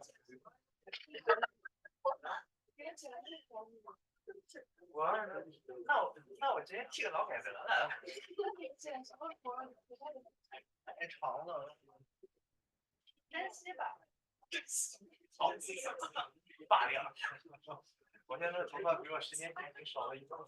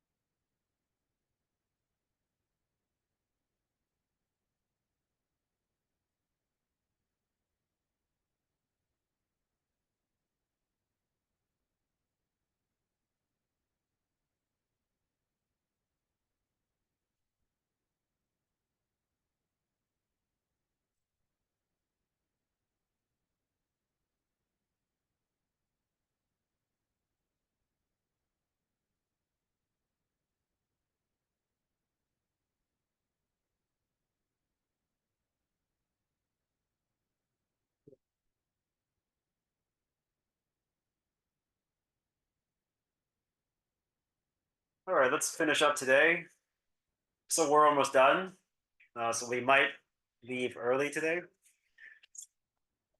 So the main thing I want to take away that you should take away from this graph, if nothing else, because we won't ever revisit it again after today, is that the relationship between E and Y should be it should be positive, right? So here's the idea, just mathematically. So maybe I'll just write the math first, and I'll explain to you in detail of the actual mechanism. So the idea mathematically is the following. So again, representing the entire aggregate demand of an economy, income, investment, government spending, and EP star over P, right, which is our Q. So why is E and Y positive related? Well, let's go ahead and go through a thought experiment. Let's increase E. Increasing E will increase Q, which will increase D. Do you agree? Because the current account has a positive relationship with Q.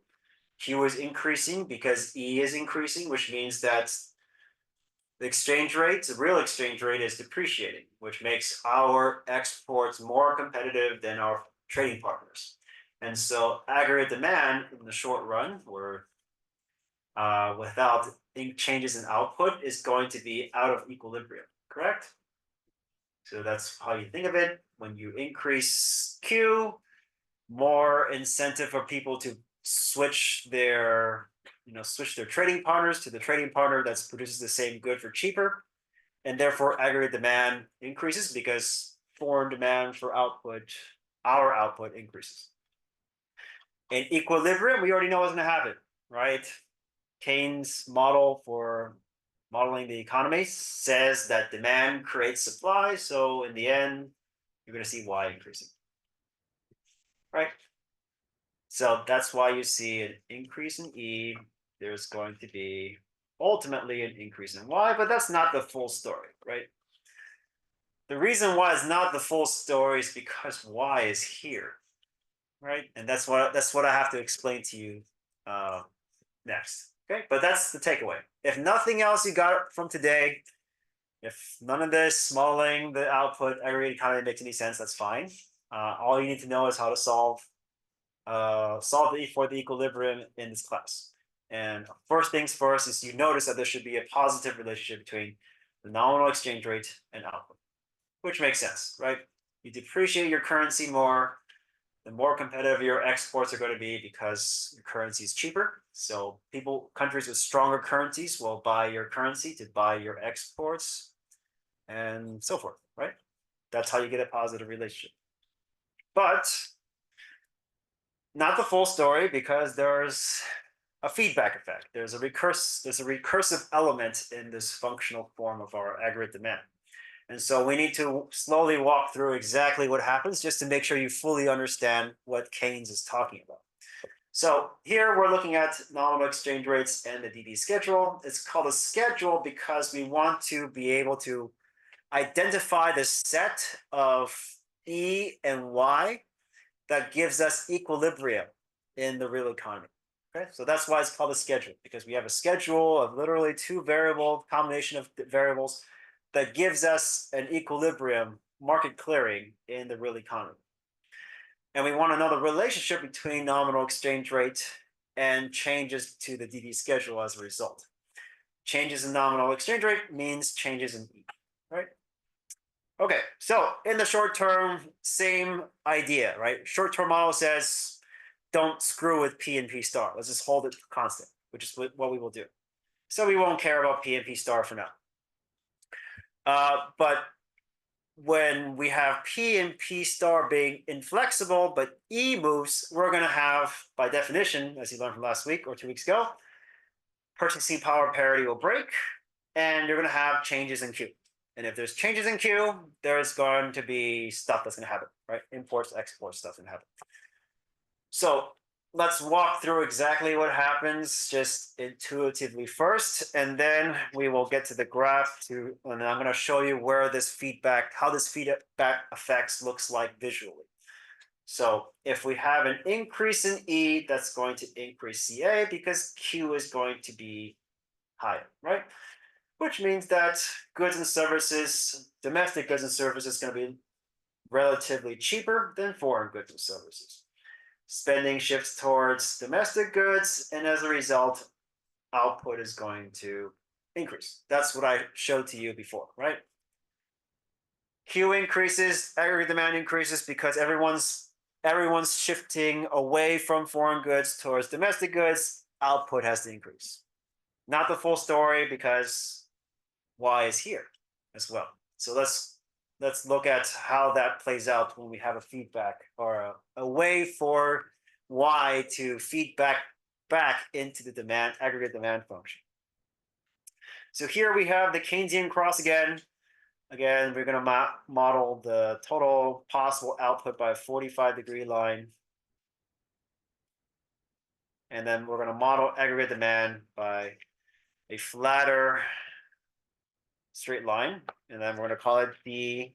It's a function of Y minus T, disposable income, investments, government spending, EP star. I'm going to write EQ equals EP star over P. Okay. Cool. Now,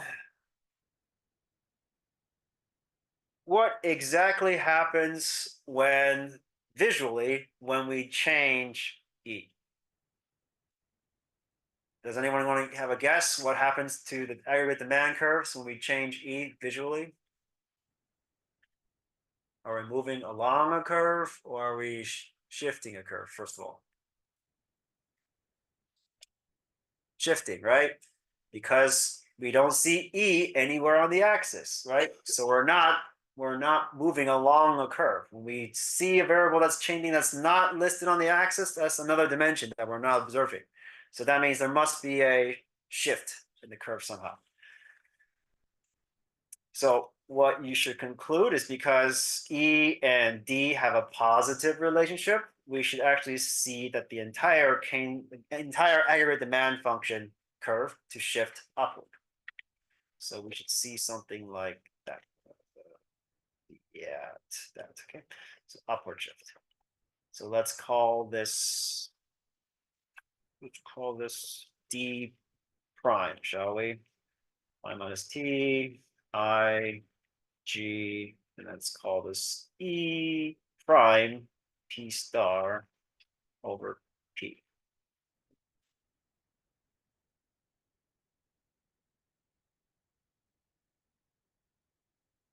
All right, so we came from this output to this output without thinking too much, right? We must have an output effect, right? From here to here, but that's not interesting, right? That's not interesting.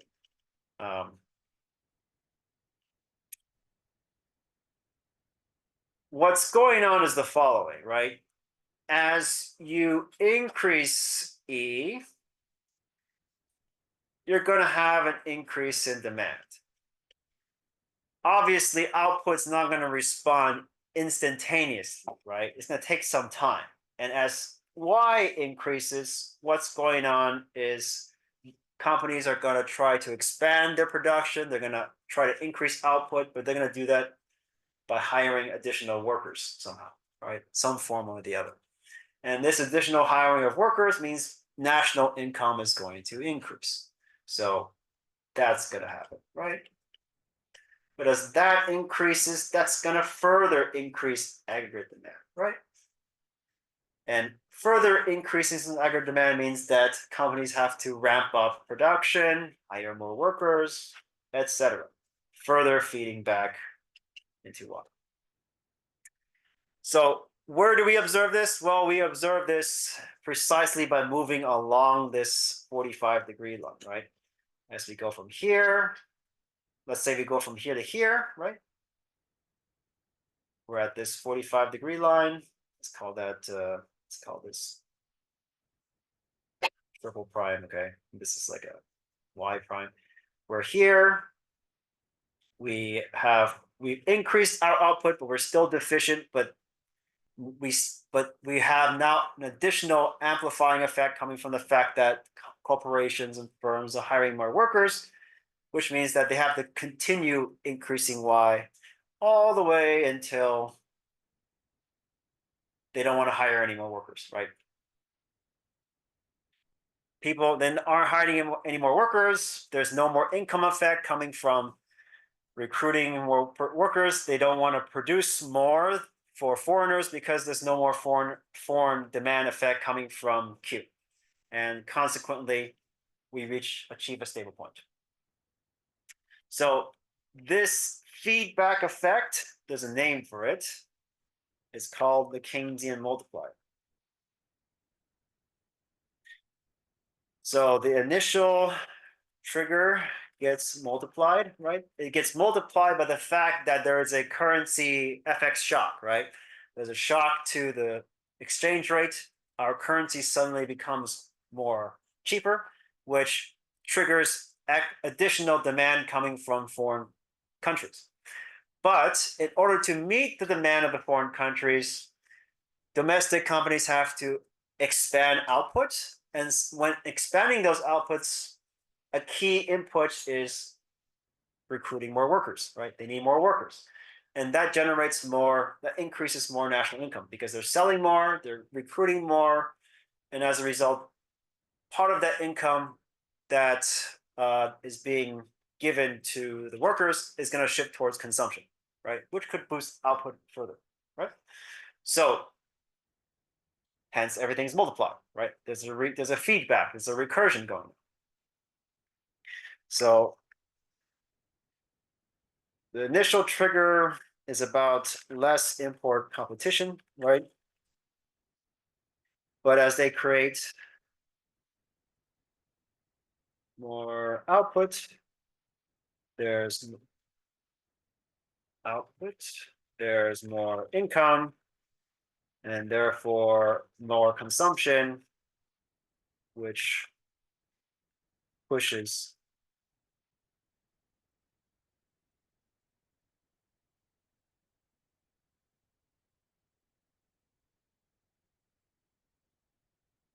along 45-degree line.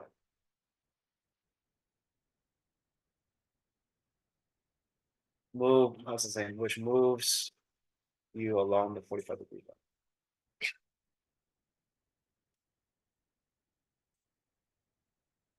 line. Let's put here.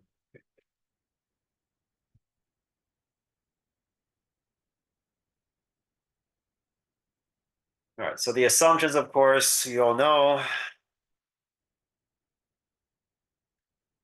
Dominant income or consumption effect dominates over imports,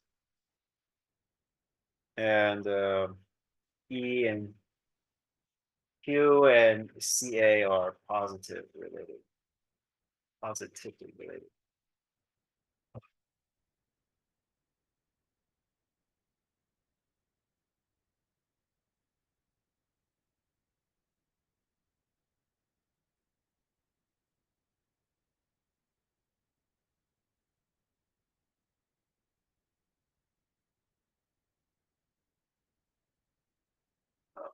So maybe it's clear if I write it this way.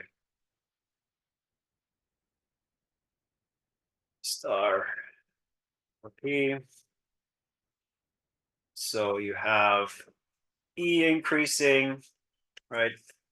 That increases D. That creates an inequality. That increases Y.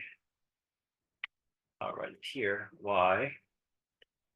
But this will feed back into here, right? Increase Y, and then increase D again, and then increase Y again, and then again, right? forever and ever until there's a convergence in equilibrium, right?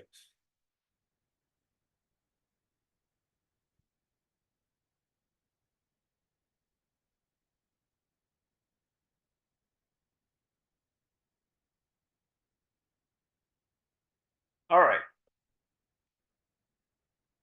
So the takeaway, you don't if you don't want to focus on this stuff, that's fine. Um, the takeaway is that E and Y are positively related.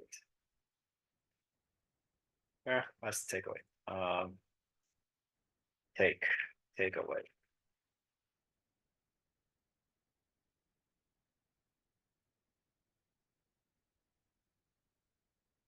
So if I were to visually represent the so-called DD schedule, so the DD schedule represents the following equation. I want to represent this equation in a 2D plot.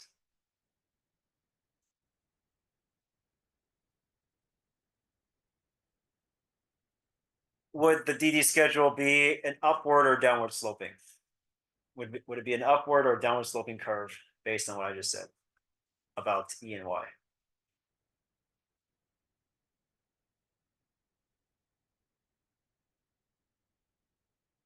Yes, upward, correct, because we're plotting E versus Y, and that means that increase Y increases E and vice versa, so it's an upward sloping curve. So again, what this line represents may not be what you think it represents, okay? It's not a time series. It's not a time series plot. It's a set of points that allows you to clear the real economy Y equals D. So combinations of E and Y is represented on this graph that satisfy Y equals D.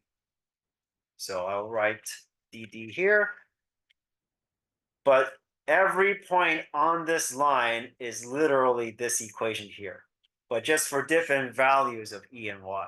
Okay, all else equal. I'm holding I, I'm holding G, I'm holding T, I'm holding P star and P, all constant. The only thing that's allowed to vary in this graph is E and Y. And I'm saying that as you change E, Y has to change in a certain way. And based on this analysis here, you are forced to conclude that E and Y must move in the same direction, right?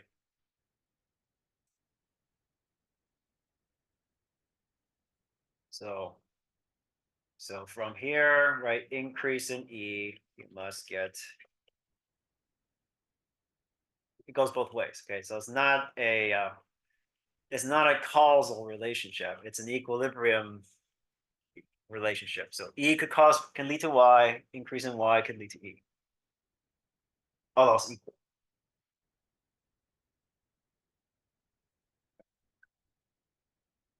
All right, comments, questions on modeling the economy. So again, the DD schedule is modeling the real economy. We haven't talked about the model yet. We will in just a few minutes.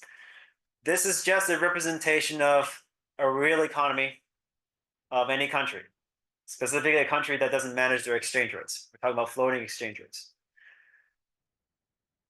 The economy is represented based on our GNP equation, and we are only focused on modeling aggregate demand because we wanted to borrow the mechanism from Keynes. Okay? Keynes models the economy in a way that states that demand creates supply. So whatever an economy demands, investment opportunities, consumption products, or even foreign exports, that's all determined, that's all part of the aggregate demand function. We're assuming the supply will eventually come to meet demand. Okay. It's a very simplified model, of course, and I gave you examples why it's totally not right. The mechanisms are totally doesn't make any sense, but just for the sake of simplicity and tractability, this is a workhorse model that economists used for a long time when we didn't have sophisticated computers. Okay, nowadays it's different, but this is what we had before. Okay, so we have this model, this Keynesian cross model. So we know how to shift this curve, right? The mechanism is the following: overproduction bad, underproduction bad. So as long as companies and firms don't want to produce or cut back production, that's a stable equilibrium. But there's a important feedback effect that's coming about, right? That's coming from the fact that as they increase production or they cut production, that's going to impact domestic income, right? Disposable income. And so there's a feedback effect that's driving partially some of the things that's going on in the Keynesian cross. Okay, and we're going to represent this relationship, this mechanism, with this DD schedule on this graph. So this graph basically hides all the economic mechanisms. Okay, so if you don't want to think about mechanisms, that's fine, because we're just going to be working with this graph from now on. Okay. This graph represents a schedule of points that clears the real economy, the real markets in an economy. That is, supply equals demand. So all else equal, holding taxes constant, holding I constant, holding G constant, holding P star and P constant, we can vary E and vary Y. And the DD schedule here represents all combinations of values that achieves equilibrium in the real economy in terms of real goods and services being produced, in terms of output. Now, the next step is to add to this graph the asset markets, the financial markets. So how do we incorporate the short-term asset approach that we learned up to week 4 to this model now? So of course, we're going to use what we learned, right? Uncovered interest rate parity to represent the FX market. The equilibrium, again, is achieved through carry traders maximizing expected returns on foreign currencies, right? Expected returns. Domestic money market is modeled by real money demand equals real money supply. This is central banks. This is a arbitrary function of liquidity preferences within a country. And they respond to two things. Income, right, as we learned before, as well as interest rates, your opportunity cost of holding on to cash. So we know the relationship, right? Higher interest rates means maybe I want to save some money today as opposed to consuming things, because the cost of consuming that thing is now higher. So it's a negative relationship. Why, on the other hand, the same logic for aggregate demand. If I have more money, I want more money to buy stuff, right? Okay, so we know what this graph looks like. I mean, we understand the moving parts, right? But now we can combine these two equations into one quite easily, right? In fact, why? Because there's an R here. And if we move minus R star to this side, we have a way to define R now in terms of R star. So the model we're going to be working with mathematically is going to look like the following. MS is equal to P times L, and then we replace R with R star now, plus E hat E minus E over E, and then what? So now you might be feeling a little bit worried because there's a Y here, right? So that's why I want to talk about this next week. So starting next week, there's going to be a lot of feedback mechanisms going on. Okay, because as you do policy shocks, you'll realize that changing Y is going to change everything. Okay, it's going to change the financial markets. It's going to change the real economy, and as the real economy changes their output, that's going to feed back into the financial markets again, and so forth and so forth. So it's quite a mess, and I don't want to talk about it today because I think you have enough on your plate up to now. So in any case, we can combine these two equations into one and now refer to this as the financial markets. And that's why we call this the AA schedule, because we want to know, again, the combination of E's and Y's for the financial markets that allows market clearing in both FX markets and also the money market, right? So all else equal, holding MS, holding P, holding R star, holding E hat E, how does changing E affect what? Right, that's kind of what we want. So we can actually figure this out mathematically first before we go to the graphs. So before I show you the graphs, to confirm that there's in fact a certain relationship in that direction, we can just walk through it using the math. So let's see what happens when we change y. So suppose we increase y. Y means more income, more disposable income, or just no, sorry, more income. And with more income, people are wealthier, which means they want to use that money to buy stuff.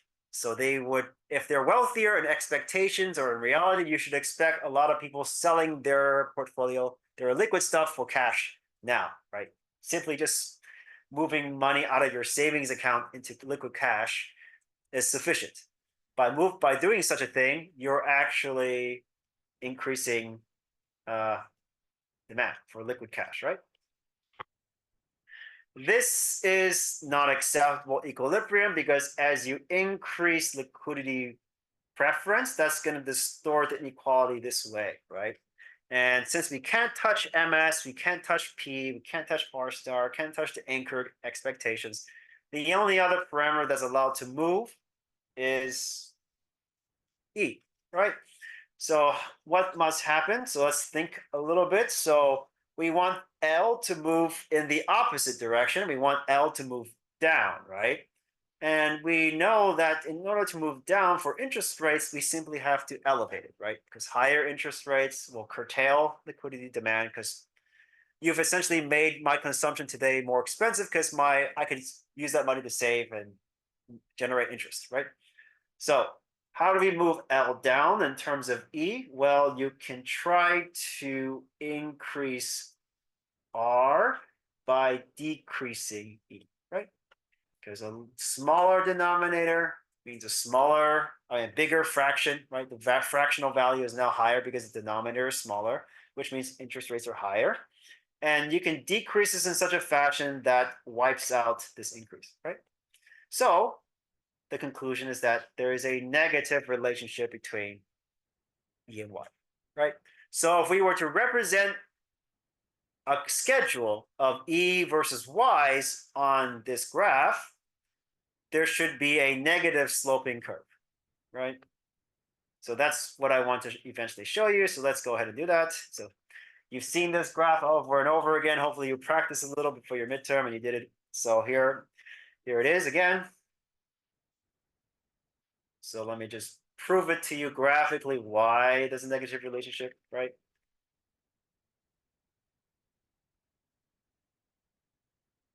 So here we have MS over P. We have this is R, and this is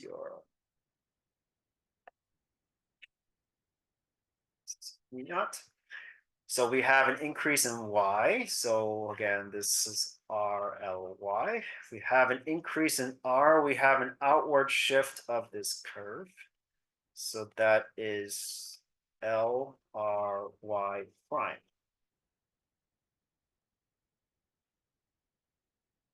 So as people demand more liquidity, what they will do is they will sell bonds, right? Some of their portfolio has bonds in aggregate, and that's going to decrease bond prices and therefore elevate interest rates.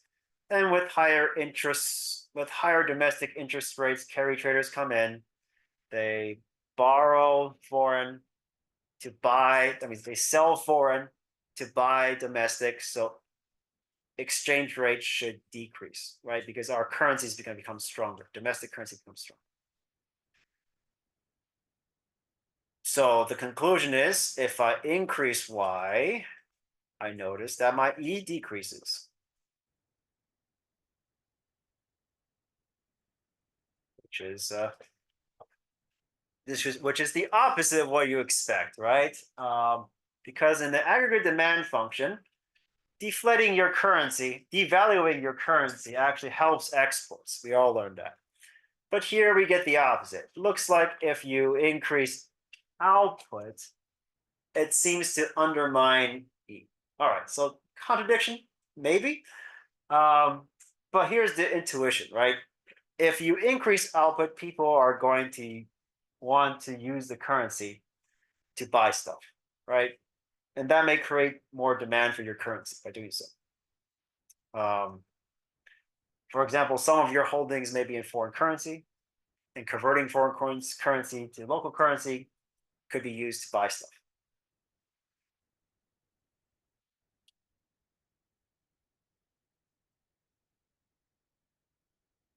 Okay. So I know it looks like it's competing effects, but that's where the interesting stuff comes about, right? That's where the feedback stuff comes about. All right, so let's represent everything together. So this graph, you all should know, it's just this, okay? Right. So for the AA schedule, whenever I write AA, just remember I am referring to the following equation now. AA is literally equal to P times L, R star plus E hat E minus E over E and Y, right? It's called a schedule. It's called a schedule because every point on this curve represents a combination of values for E and Y that clears the financial markets, and including financial markets meaning the FX markets as well as the money market, right? Carry traders are happy. Real money supply equals real money demand. Done, right? So every point on this line, everyone is happy, right? So short-term equilibrium for both financial markets as well as the real economy. It is simply the intersection between the AA schedule and the DD schedule. So let me show you what that looks like. Again, not too interesting. The interesting part will be the next part I'll talk about, which is a deviation away from this intersection. Okay. So whenever I write this graph, during lecture, I will always write out the equilibrium condition, just to be absolutely clear what each of these schedules represent, each of these lines represent. So the AA schedule is MS equals P times L, R star plus E hat E minus E over E, Y. And the DD schedule, Y equals D, Y minus T, I, G, EP star over P.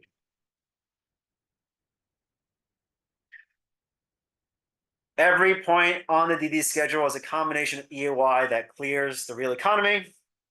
Every point on the A schedule clears the financial markets for combinations of E and Y. And so the intersection, right, is there an E and Y value that allow both DD schedule and AA schedule, sorry, the real economy and the financial markets to clear? Yes, it's precisely at the intersection, right? All right, not super breakthrough, right? It's not super confusing, right? In fact, it should be obvious. What should be super interesting, you should be thinking is, well, I know where the equilibrium is, but what's the economic mechanism to get there? If there is for example, perhaps irrationality in the markets in which prices don't make sense, how does everything restore its equilibrium again, right? That's kind of what you should be asking. And I'm going to walk you through an example, okay? So let's assume that we have a perturbation in the equilibrium price. So here we're at E naught. Suppose now that we are somewhere here. There's irrationality in the markets. There's no reason why it's there. Okay, it just is because someone made a dumb trade. Maybe there's human error, and let's assume that the price now is at E prime. And this E prime would only make sense if output was out here, right? So maybe let's just write Y prime. But in any case, let me walk you through the analysis here. So I wrote this line because this line will intersect with the A schedule first. Why? Because financial markets are always are always the markets that respond to information first, right? Because investors can trade on things that don't make sense. If something doesn't make sense, there could be a way to make money, especially here, right? So if you believe carry traders are, again, risk neutral, and you believe that there's efficient markets, if they see this E only makes sense if you have this Y, right? So that's why I wrote here. So once the carry traders observe this E, what you should happen is you jump directly onto the A schedule. Why? Well, let's look at the carry traders equation. Okay. R equals R star plus E. If you have an inflated E, right? You have an E that doesn't make any sense, then you're going to get something like this, right? You have an E that's too large, then the first thing that's going to happen is carry traders come in and they're going to try to convert foreign currencies to domestic. That's why you see the E dropping to this A schedule first. Carry traders come in. They're going to sell foreign and buy domestic. So E is going to strengthen. Assuming they do it instantaneously, it's going to fall directly on the A schedule. And it's going to fall on the A schedule precisely at this Y prime because that's the Y prime that clears the market, right? For any other Y, you would not be on the A schedule, correct? So you're on the A schedule for that specific Y. But that doesn't make any sense because output is here, right? That doesn't make any sense. So what's going to happen is the market has realized, well, for this E, let's call this E double prime, it's still higher, right, than E naught. So that means that E looks like it's elevated, right? E looks like it's elevated, and assume this is this Y should only be for Y prime, right?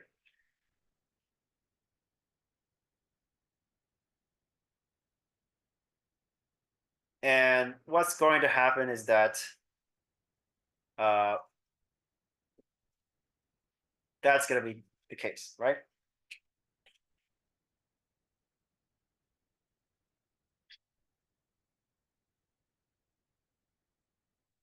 So what's going to happen is E is elevated, aggregate demand increases, and as Y prime increases, that's going to feed back into here, right? So output's going to want to move this direction, right? Towards here. But as Y increases, here's the feedback, right? As Y increases, you're going to have L increasing, which means the inequality is going to favor this side, which means that this inequality can only be restored if there is an opposing decrease in Y. And that can only happen if interest rates go up, and that can happen only if E goes down, right? You agree? Which is why you see, right, we're heading towards this direction here.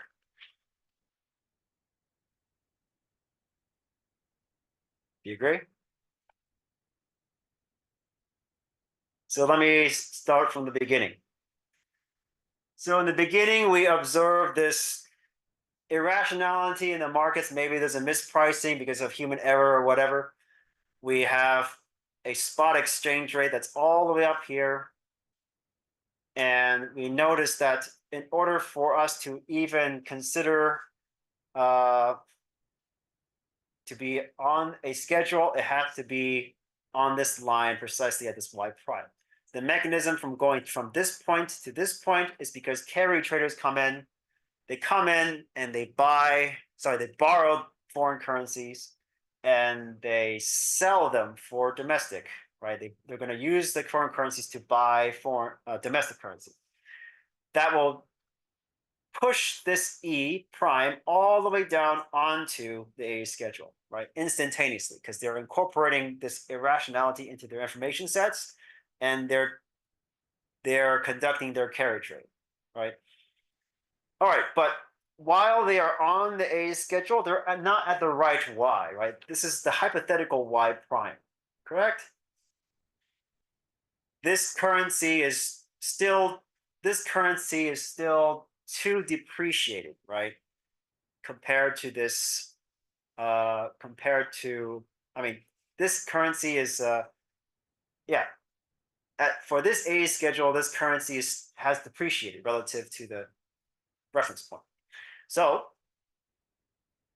we can walk through the logic using each of these equations. So an increase in E will push up aggregate demand, which means that more demand than what's being output, and we should expect supply to meet demand eventually, right? That's going to push up output, so we know output's moving in this direction, but this Y will definitely feed back into this equation here.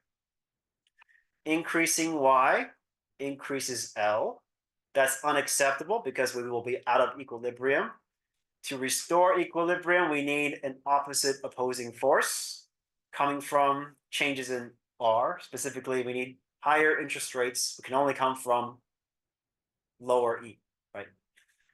Which means that we're actually moving along the A schedule, right? Because we are increasing Y, but decreasing E, right?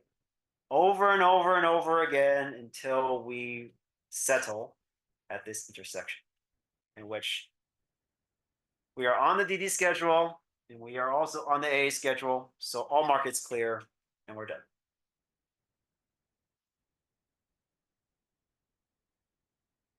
So that's the full model, okay? The full short-term model that incorporates both macroeconomic variables as well as financial variables. And with this, you should be able to now analyze both monetary consequences on outputs and the exchange rate, as well as fiscal policy changes on output and the exchange rates. You will understand now how all of these things are interconnected and make at least directional predictions based on what's mentioned in the news, right? You should understand better what these analysts are talking about when talking about macro stuff, okay? Okay, so I'm going to stop here, but I'm of course going to have some review slides and review again. But do you have any questions on this new introduction of the macro side of exchange rate determination? All right, so before we disband, let me review what we learned today.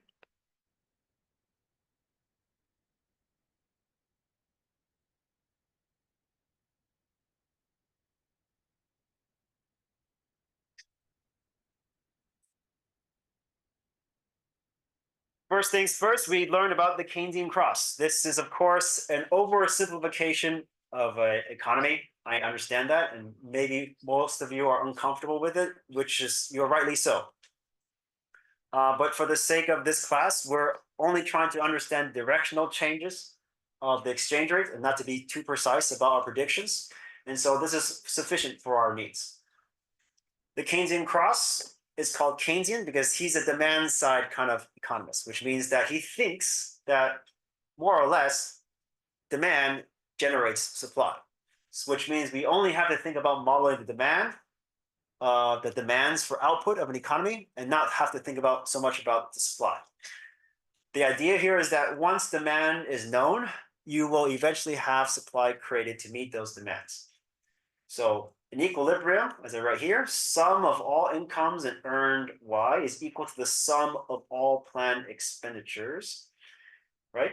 So all the money you're going to make, even planned spending, it must be met with supply. So no unmet demand, no underproduction, no unintended accumulation of inventories, no overproduction. All those things are not efficient. We expect the economy to be pretty efficient, right? All right.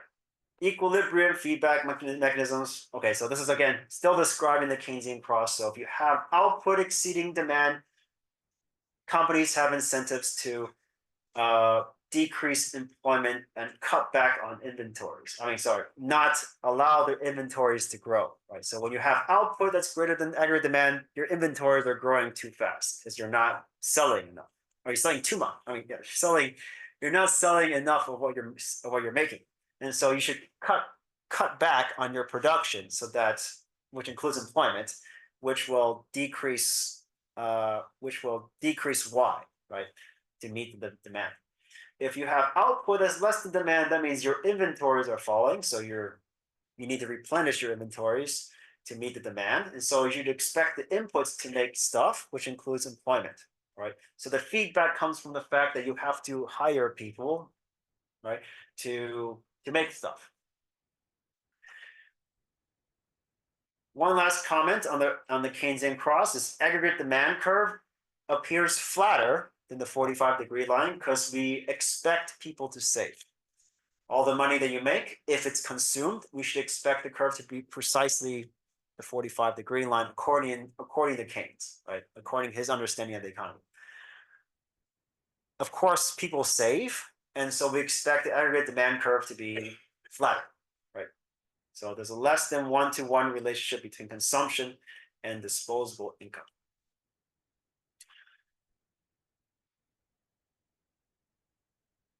Okay, so how do we come up with a DD schedule? Well, the DD schedule, again, just summarizes the combination of E and Y that allows us to clear the real economy. And this relies us to assume that the current account is positively related with Q. And so if that's true, if we increase E, all else equal, current account should increase, and therefore aggregate demand should also increase. The idea is the following: if you have a higher E, that means you have less import competition because it's cheaper, right? Your goods and services are relatively cheaper, and therefore all spending, foreign and domestic spending, should go towards you. And therefore, with elevated demand, you should expect supply to meet the demand. That's the logic. That's the shortcut logic. All right, but of course, there's a more complicated story, because with more income, that could drive up Y further. That's called the Keynesian multiplier. Okay, so there is a feedback effect. Just because there's more export demand, there's demand abroad, doesn't mean there's not more demand coming from within your country, because people are wealthier. And so you're going to make more than what you expect to make, right?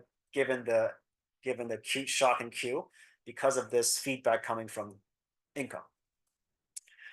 Okay, so with a positive relation with E and Y, we can therefore plot it, as an upward sloping curve on the E versus Y graph, right? Now the AA schedule, we derive the relationship with this graph here, right? We all know, as you move the liquidity preference curve away from the origin, that means people are liquidating their financial assets. Some of them are bonds, decrease bond prices, interest rates increase.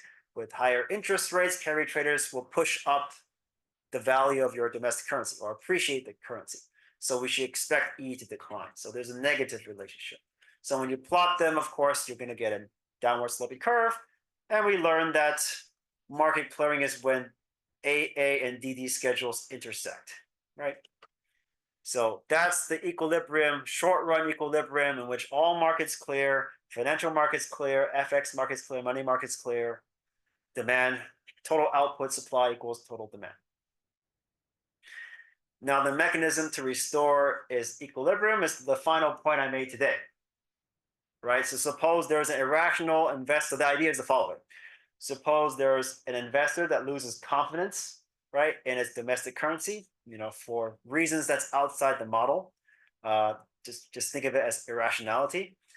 in that case, what's going to happen first is this irrationality will be identified by rational agents, namely by carry traders. So the first thing that should happen is that point, that deviation should fall directly onto the AA schedule first. The AA schedule will restore equilibrium first. The idea is the following, right? If you have interest rates that are inexplicitly higher than expected, then carry traders will restore UIP by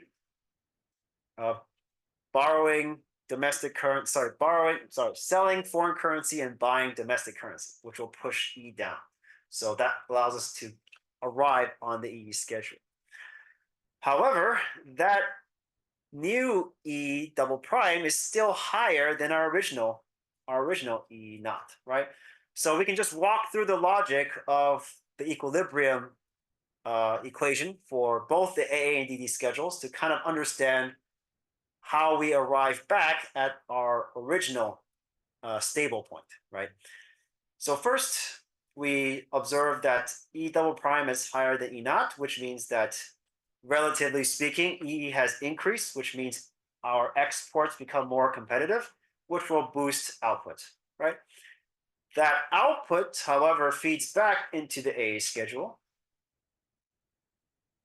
which only achieves equilibrium, all else equal, if our domestic currency further becomes stronger, right?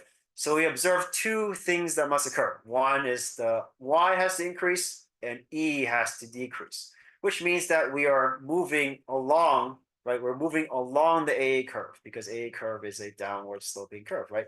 E versus Y. As E decreases, right? As E decreases, output also decreases, right?